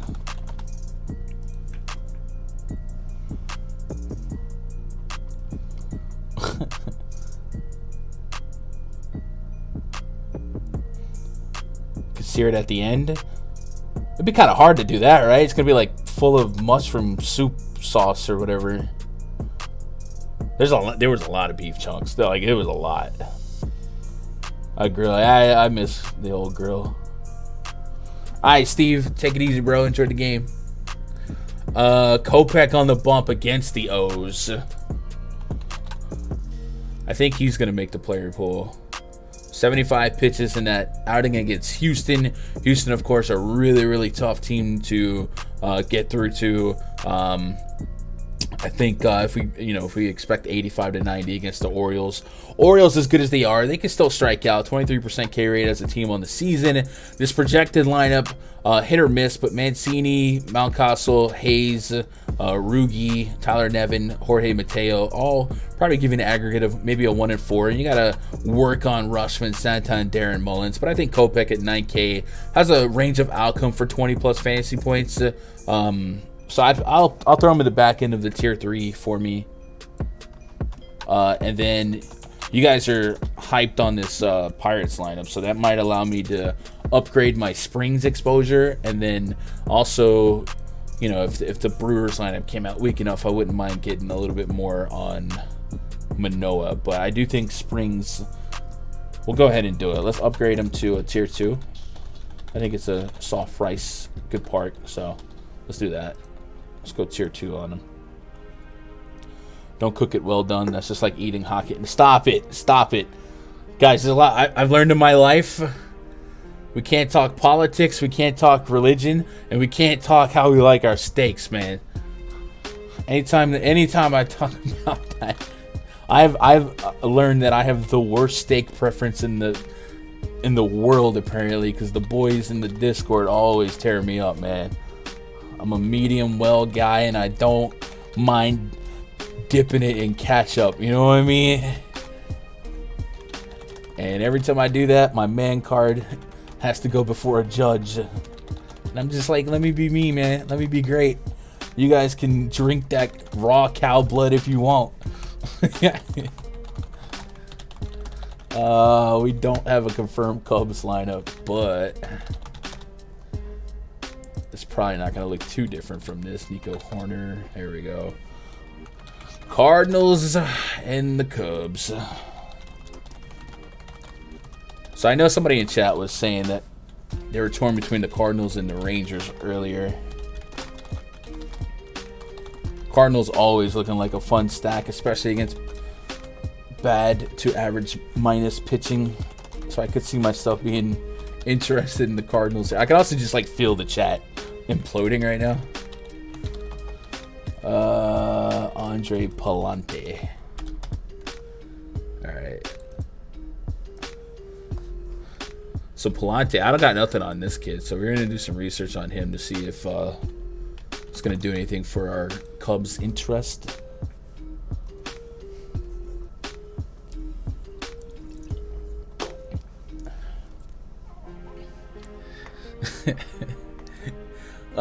We got a 1.69 ERA in the minors. Not bad. 42.2 innings pitched, 29K. So big contact guy with a 1.34 whip.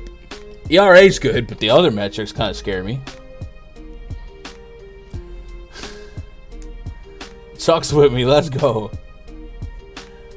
Also, like, so I mean, I like ketchup. I'll put ketchup on dang near everything, to be honest. But also, like, I don't know, teriyaki sauce, whatever, steaks, I don't know. A lot of you guys are just like, nope, I want my steak barely touching the stove, and then I just want to eat that sucker raw with my caveman teeth. I don't need no sauce. I respect it. 2.5 ground out to air out ratio for this kid against lefties in the minors, 2+. So extreme ground ball guy, extreme contact guy. Does strike righties out a little bit more than lefties, but still less than a strikeout per inning. 14 walks in 22 innings. That's not what you want. How are you a contact pitcher with a walk problem? That's egregious, actually. Like, that's ridiculous. As far as homers go, 2 homers in 22 innings, that's about average, 1 in 20. So Man, this guy is coming with a little bit of everything. So I'm not gonna touch this guy. And Hendricks, we know what we're getting with him. 1.35 whip, 16.8% K rate, 5.47 expected ERA. And then we can kind of hyper focus on the lefty home run problem. 2.5 home run per night to lefty so far since the beginning of last year. It's been well over 2 as an aggregate. So Nolan Gorman in his small sample size so far, 220 ISO against against righties. He's got a 4.36 rating on the Bond Detector. I do want to look at his minor league numbers just to kind of know if we're dealing with a small sample explosion. So let's look at Nolan Gorman against righties in the minors. Gun, do I put the mortgage on Higgy going deep off? No, don't do that. Absolutely not. Higgy, if it's a close game, Higashioka will get pinch hit for probably by Joey Gallo, and then they'll like double switch in Trevino. So I don't even know that you would get more than 3 implied at bats for Higgy if Verlander's on one. Higgy I usually like against lefties anyway. Against righties in the minors, Gorman had a 1.2. Wait, what? Is this right? Bro, this guy's a monster. What the freak? So, all right, so Gorman's looking like a free home run. 1.2 OPS in the minors with 12 bombs and 87 at-bats. That's stupid. What was it last year?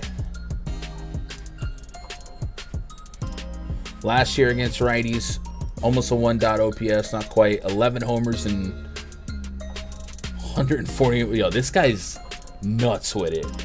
So if Gorman bats second, you get him in that first inning, I might be looking for his fantasy props here. Gorman. We don't get anything on Gorman? Give me Gorman props, you cowards. Do we get a home run triangle that might include him? We do not. Alright. Well, based on that, we're stacking Cardinals. Okay. And I'm going to put Nolan Gorman in the power call. We might change it later, but I didn't realize he was like that. He is him. Can't eat a whole chicken. Just walk the cow by the grill. You gotta love Joey Hole in the bat coming late in the big spot. Yeah, right. It's Joey's the only one out, right? Of the main. Let me see. Oh, you know who? No, Glaber's in the lineup. Donaldson's in the lineup. Hicksy's in the lineup. Feels like it'll be Gallo with the pinch hit. I guess no. I don't think Marvin's gonna be the clutch guy they lean on. It could be Trevino too, but I would imagine Joey Gallo would be the guy they try to take a swing at.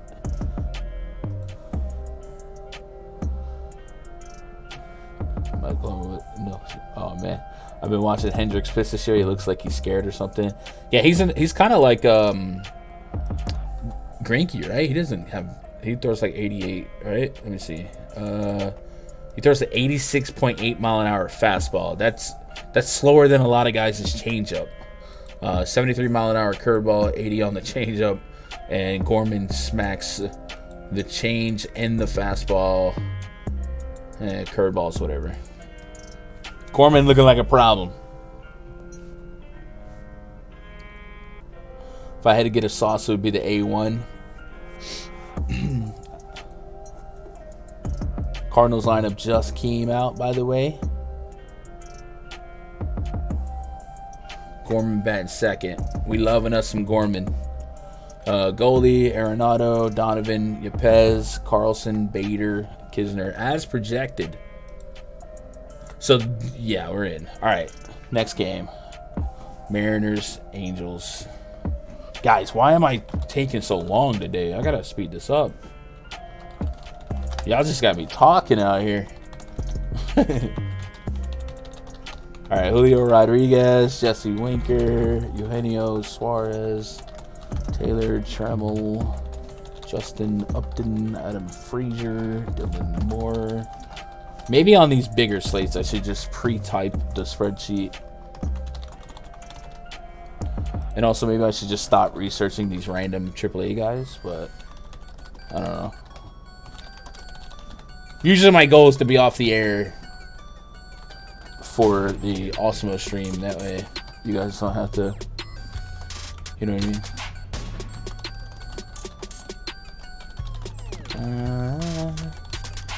So we'll go a little bit quicker on these games, but I think it's fair. I don't think we're going to be too enthralled with Flexen. Well, I typed Flexen twice. Michael Lorenzen and Flexen. Lorenzen has been pretty splitty. 13% K rate to lefties, 21% to righties. The xFIP is almost 5.5 against lefties, 3.45 to righties. So living against righties, surviving against righties, and against lefties, he's struggling quite a bit. And on top of his xFIP and low K rate, he's actually walking lefties at a high clip as well. So this Mariners lineup comes out pretty half and half. So it's going to make me very hesitant to consider Lorenzen. 9.3 on Fanduel. There's not a shot that I can get there. Flexen, kind of the same thing. I just don't know that I have redeeming qualities in a big tournament that make me want to get to him. Is Flexen, here we go with BVP, but is Flexen a guy that Trout has like 6 homers off of? I feel like Trout has like a random 6 homer off of somebody. It's not Flexen. Okay, so then who am I thinking of? Maybe it's Blackburn? I don't know. He has none. Okay, cool. There's some random pitcher right now that I had to keep that in the back of my mind. Both pitchers are more contact guys, not living for strikeouts. Even though this Angels lineup will strike out, Flexen he's not that guy, pal. So I'm not going to touch either pitcher. And I'll probably get to both teams in the stack list here. So easy does it. Mariners, Angels, they'll probably both be single-digit stacks. Focus on Ward, Trout, Ohtani, Walsh against a contact pitcher. Not going to be that enthralled with this bottom half of the lineup if this is comes out confirmed as projected. Maybe Brandon Marsh lives a little bit more because of the contact pitcher. He's a guy that has to overcome a 30% K rate, and then he's got some power. But yeah, cool. Quick game. We made up some time. Do we like Kopech? I am going to get a little Kopech in the back end of the player pool right now. I got his tier 3. We're going to wait on that official Orioles lineup, and then we're good. Not cooking my steak well done, but there's nothing wrong with ketchup on steak. All right? You put ketchup on a burger. It's beef. It's meat. It's the same thing. Blue Jays lineup came out. All right, cool. Real quick, let's get the Phillies and the Padres, because this is an interesting game because it looks like you guys are going to lean on Aaron Nola. 52% of you guys have Aaron Nola as your favorite play at the pitcher spot today. So I would imagine that's a small sample of what the field is going to do, I would assume. So maybe this means Aaron Nola is going to be the highest owned pitcher tonight. And I don't disagree with it. I think he's really good, and I think the Padres, without Manny Machado, certainly a team we can pitch against. But now I'm curious to see what his ownership is going to be on a 28-team slate.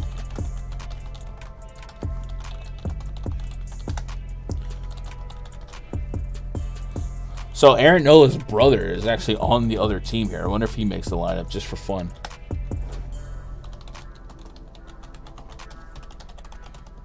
A lot of narratives. Mom, Austin's hitting home runs off me again.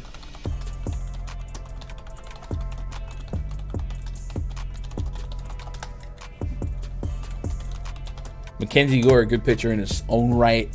Nola on the road this season, 2.83 at xFIP, 27.6% K rate, 2.7% walk rate, 0.5 homer per 9. The Padres on the season strike out less than 20% against righties, and only Luke Voit and Noma Garcia, Parra, Mazzara strike out over 30%. The rest of this lineup's pretty hard and scrappy to get by. So I could understand some pessimism behind Nola here, but it is still a pitcher's park. It's going to be one of the cooler temperature games on the slate. I think maybe second or third to, like, I don't know, San Francisco. So the environment's there. But yeah, if this projected lineup is as or it comes out to be, you know, closer to confirmed lineup, there's not as many strikeouts as we would hope, but there's also not like a ton of power. So maybe the pesky hitters, you know, if Nola doesn't waste pitches here, just means Nola can go a little bit deeper. So I'm with you guys on Nola. I'm gonna start him off as a tier 2, but there's a good chance that Nola gets to like 40% ownership in my crunch tonight. And then Mackenzie Gore, I think I want above 0. This is kind of a scumdacker spot just because I do like the Phillies against lefties. Rhys Hoskins, Castellanos, Realmuto, and Schwarber and Harper can play any day, right? So I probably get both sides of that. So let's add Mackenzie Gore to tier 3, and then let's also add the Phillies. I don't think I'm gonna get to the Padres, but I will say anytime one pitcher grabs an insane amount of ownership on a massive slate such as this big Friday night slate, if he pushes 30-40%, I feel like you can double hedge the field there in perhaps your own lineups with getting some Padres stacks, but it's not that inspiring. So maybe like 2-3% as a double hedge. You can hedge the ownership on the field and hedge your own ownership in your own portfolio. Phillies brought me the bag last night. Let's go. You faded Musgrove. Nice. Yo, you got a pitcher 8,100 under on Fanduel. Can't find more cash.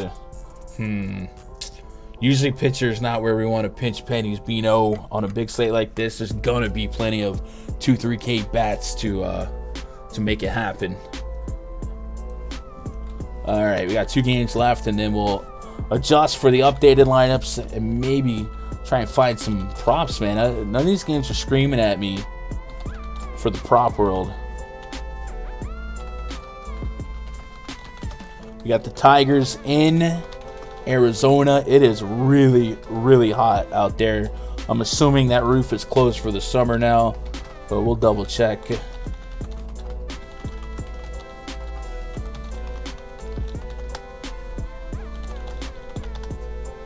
Jonathan.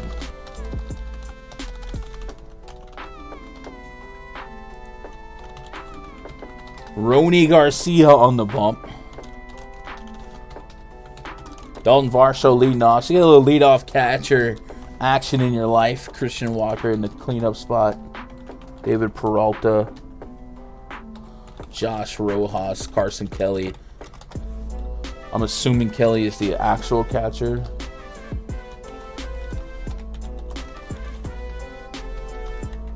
And then Merrill Kelly on the bump. All right. Garcia has a 7.67 expected ERA, a 5 ERA, a 27% K rate on an 8.9% swing and strike rate, a 20% barrel rate, with a 105 whip. This is the most ridiculous set of metrics. What am I looking at? How do you have a 27% K rate? What? Let me look at something here. Garcia. All right, usually a single digit swing and strike rate does not coincide with a 25+% K rate. And then last year the swing and strike rate was even lower, but it's a low sample size. It definitely feels like he's overachieving on these strikeouts. He's had one game in his past 7 with a double-digit percentage. What? How is this? How are you doing this? He just might be painting corners or something, or friendly umps. None of that makes sense. XFIP is 3.47 on the season. Wait a minute, what? No, that's right. Okay. I'm very confused by this guy's numbers. He's not good. He's not good. We're not doing this. Not doing this.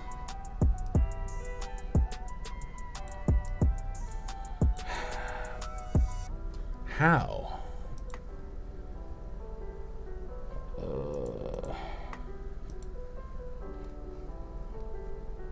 Where is these strikeouts coming from?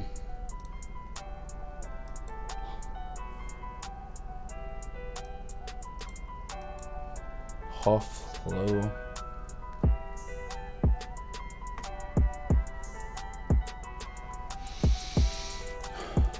Some ain't right. It doesn't add up. I don't trust it. I'm not playing Rony Garcia. Merrill Kelly, though, I could make a case for him on FanDuel. and maybe even on DraftKings. At home, a 3.2 xFIP so far this season. The expected ERA is also 3.6. Not a guy I'm going to pitch for strikeouts, but he flirts with a 9+% swing and strike rate. So, like, it's not impossible for him to land a few. And then an overall 1-5 K rate against a Tigers team that so far only Riley Green has a lower than 20% K rate. And I don't even know if that's definitely a short sample size. Like, I don't know how high we expect that to come up. I would assume something like 20%, but we'll go look at it. In the minors, 68 at-bats. Strikeouts. 14 strikeouts. So, yeah, it's going to be closer to like 18-20%, I think. So, I think I could play some Merrill Kelly, guys. Chase Field Roof Open. I just want to make sure. I don't think it's going to be open, but we'll see.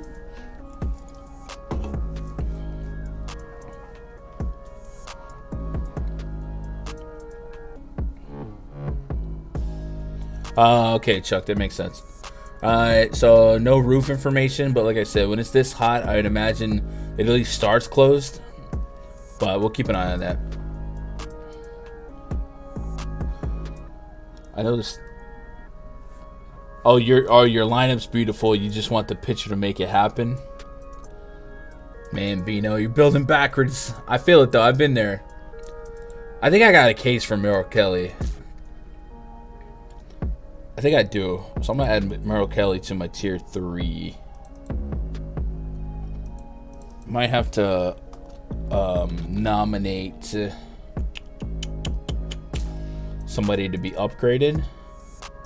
So I'm going to go Dunning, Merrill Kelly here for now. And then also, what do we get on outs from Merrill Kelly? Do we by chance get under 18? I doubt it. We don't even get an out prop. 29.5 fantasy points at 5 Ks. I could see 7 innings, 5 strikeouts against this lineup. I think it's doable. I definitely like them on sites that'll reward you for the quality start. It's hard to expect the D-backs to win, but they are heavily implied here for at -166 against Cerrone Garcia. So. All right, we got one game left on the docket. Take a pause for the cause. If you guys want to get some action on PrizePicks or Underdog tonight, I'm going to tighten up my list here. I'll post it in the free Discord. Link to the free Discord is in the link below or in the rundfs.com Discord. And if you guys want to sweat some player props on a big Friday night, these slates can be overwhelming. Use the links I'm posting in chat, or when you sign up, use code GUNDACKER. They will double your first deposit up to $100. And when you do that, they also show some love to me, help support these streams, keep them on the air and free. So we all win. We all get a little something. And then, of course, the free Discord. Link to that's in the description below. The Gundacker Gaming Discord, looking a little something like this. We have all these free channels. If you guys are channel members and you jump in this Discord, meaning if you have that $5 a month thing, there's a join button below. You can link your Discord to your YouTube and it'll unlock these channels. So when Josh gets back, anytime he plays, he posts his picks, and anytime I play, I post my picks. So it's not a guarantee everyday thing, but probably at least 5 out of 7 days. Usually I'll take Sunday off. Usually, sometimes I don't. And then days like yesterday, or if I'm just like the slate starts before I usually wake up, I don't. But $5 a month, I think is a cool little benefit here. So check that out. And then of course, if you guys want the spreadsheet and your daily research repertoire, we do have rundfs.com memberships, and then we did launch the $300 end of year sale that also comes with a $100 credit towards Fantasy Cruncher. So rebated down, it's like $200. I think it's a pretty doggone good deal to get you until January 1, and that'll get you into the premium rundfs.com Discord, which looks like this. And usually the couple hours before lock, I'm in the MLB voice chat. During baseball, the dog days is a little bit more laid back. Cadillac Jack, we just chatting. Lately, I've actually been hanging out, watching some games after lock. And we'll also maybe play some poker. We have the poker app in Discord. So, fun little community to be part of, right? Gun, can you help me? I want to use Garver for Texas tonight. Thoughts? I like Garver. I like the Ranger stack, so I'm not against it. Do you like Nola to get the 7 Ks against that lineup? Not especially. I think he could, but this is not a big strikeout lineup, assuming that that's the confirmed lineup. We'll see. Would you go Dunning or Gore? Man, Dunning has great home splits. Gore has more strikeout potential, but he has a nastier matchup. So I know that's a very weatherman answer, but I guess, man, I don't know, probably. How much of a super chat goes to your pocket? I don't know. I really don't. I'd assume it's over half, but I honestly don't know the answer to that. Oh, I gotta open up this. Let's go Reds. All right, Reds and the Giants, last game on the docket. And then after this, I'll go back and I'll update all the confirmed lineups. But like I said, I understand if you guys want to get out of here, go catch the strategy show. I think it's either Deeper Dive or strategy show. Speaking of which, tomorrow I will be on one of those shows.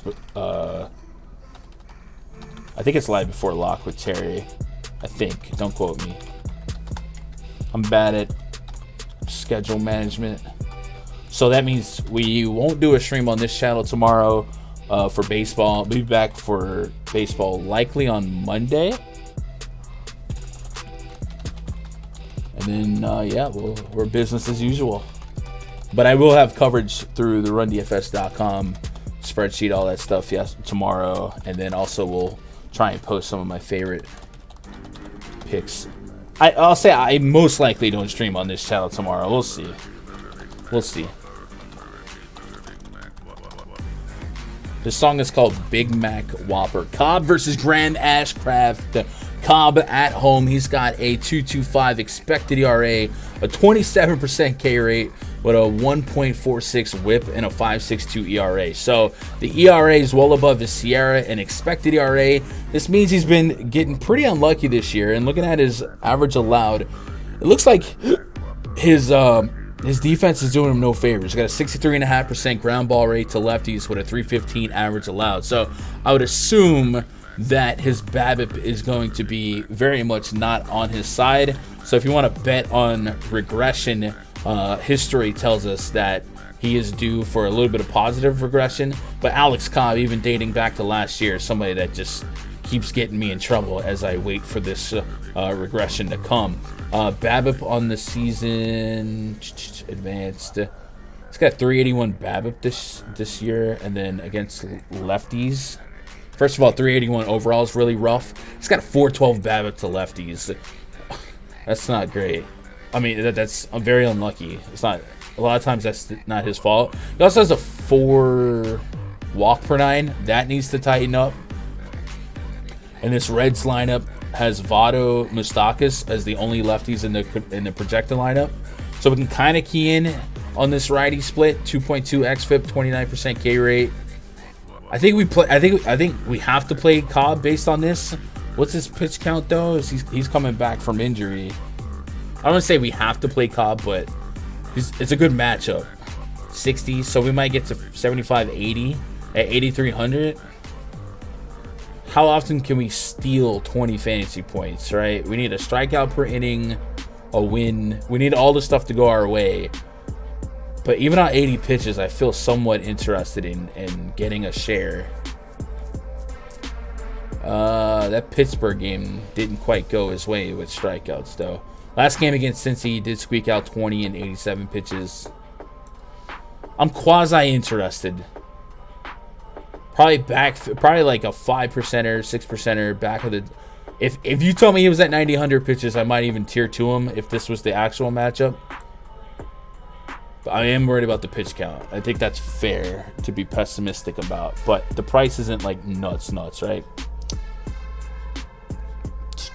What up, Travis? I know you're stacking his optimal, but could you win a tournament with just one-offs? You can. It's a whole lot harder, in my opinion, to do that on these big slates than the small slates. I think yesterday, the smaller slates. All right, let me get this sex spot. All right, more teams that are on the slate, the more likely a team drops 2 touchdowns. You know what I mean? Yesterday, the main slate was 3 games, 6 teams. the fewer teams, the less likely a team is to drop 14 with 6 homers. Not, I want to say less likely, but you know what I mean. The more teams, the more opportunity for chaos. So I think the bigger the slate, the more likely a full stack wins. And then the smaller the slate, the more likely you can get away with one-offing to win GPPs. You can win every night by one-offing, but the amount of luck you need is very, very high because it's very unpredictable to grab the random double dongs across the board. You know what I mean? So the answer is yes, but it's a lot harder to do it. You like Severino to get 7. Astros are a little too tough of a matchup for me to want to sweat 7 strikeouts. I do like the thought of Severino being very emotional and pitching with a lot of meaning. God dang, these sex spots showed up late. I'm trying to find. All right, here we go. But it's a tough strikeout matchup for Sevy, so I wouldn't want to push the issue. 80 pitches. All right, 80 pitches, I'll have some, but that's a tournament-only access for me. All right, cool. All right, chat, if you guys are going to get out of here, all I ask from you is hit that thumbs up. Let me close this poll. I'm going to stick around for a few minutes and get these other lineups confirmed. But it looks like Aaron Nola is going to win the poll. So it looks like a lot of us are going to be sweating Aaron Nola. But yeah, if you guys are out of here, hit that thumbs up on the road, and I'll see you guys later. With those of you guys that are sticking around, let's get some lineups confirmed, and we'll see if we tweak anything. Altuve, Brantley, Bregman, Alvarez, Tucker, Yuli Gurriel, Aledmus Diaz, Jason Castro, Jake Myers. All right, the bottom of this lineup got a little funkier than anticipated. No Maldonado, no Mauricio Dubon. We'll also look at the bomb detector here in a minute. Red Sox lineup: Jarren Duran, Rafi Devers, JD Martinez, Verdugo, bat and cleanup. We mentioned no Xander, Trevor Story, Franchi Cordero, Christian Vasquez, Jackie Bradley. So we got a double catcher lineup. Oh no, Christian Arroyo's outfielder. All right, so the Red Sox become a little less onslaughty. Definitely like 1 through 5 still, I guess, but the bottom of the lineup is I'm not that JBJ. I'll always let the field have him. Pirates lineup came out. We got Sawinski in the leadoff spot. Ryan Reynolds, Michael Chavez, Daniel Vogelbach, Diego Castillo, O'Neal Cruz, Calvin Mitchell, Michael Perez, Hoyt Park, part of the Clay Holmes trade, in the 9th spot for the Pirates. So they did add 1, 2, 3, 4, 5, 6. They have 6 lefties in the Pirates lineup. But normally I would be really happy about that. Remember, Springs has really struggled with reverse splits. I'm going to try and bet on positive regression, right? 30% K rate to lefties last year. But my God, the strikeouts in this lineup are actually insane. So I might actually go against what the metrics, the results so far. He's at 6 strikeouts. I like that, kind of. I think I'd sweat that, man. This Pirates lineup is looking rough. So I might actually get like tier 1 exposure to Jeffrey Springs after looking at that lineup. That's a lineup. I'll tell you what. Nats lineup, no. Rockies lineup we already had. A's lineup we already had. Blue Jays lineup came out. Espinal, Bo Bichette, Vladdy, Kirk, Teoscar, Raimel Tapia, Matt Chapman, Lourdes Gurriel, Kevin Biggio. So same lineup, just a little different order with Chapman and Tapia. White Sox lineup we already had. Cubs lineup came out. We've got Morel, Contreras, Happ, Wisdom, Jonathan VR is batting 5th. Yan Gomes, Nico Horner, Jason Hayward, and Rivas. Doesn't really change much for us fundamentally. And that's it. That's our lineups. Cool. So let's go look at the bomb detector. Resort it. And see what's at the top. And I'll zoom in. You guys want a screenshot, go for it. Also tweet it out, twitter.com/Gundacker. Mike Trout at the top. 4.5 rating on the bomb detector. Nolan Gorman, I'm going to call him my call of the day. Nolan Gorman, my bomb of the day. Yordan Alvarez is up there, Yankee Stadium, yep. Buxton, really no surprises. Mitch Garver's up here. My boy Jim, you were asking about Mitch Garver. He's got a really plus rating on the bomb detector. Rhys Hoskins against the lefty. Ketel Marte, Semien. A lot of Rangers up here, too. A little Ranger stack, I think, is the most represented stack in the top 10. So, cool. Kirk has been the man. Gun cards lined up out, too. Who would you think of stacking? From the Cardinals, I love Gorman. There's no Buxton in the Twins lineup. Again, so that does really turn that down a little bit. Let me see what this Cardinals line. Edman, Gorman, Goldie. Yeah, I would really stack everyone. Even Bader can still bases if he gets on. I guess the catcher's expendable, Nisner, but the whole Cardinals team is stackable. But no Buxton in the Twins lineup. So I'll go ahead and I'll adjust that as I get closer to lock for the RunDFS.com VIP. But that's going to do it, guys, man. I appreciate you guys making part of my day, be part of your day. I'm going to go check on this slow-cooked meat, and then I'll jump in the RunDFS.com VIP Discord. Up until lock, we'll try and carve out some PrizePicks plays as well, man. I appreciate you guys so much for joining me, making it fun. Tell somebody you love them. I love you. Good luck. God bless. And go win some money.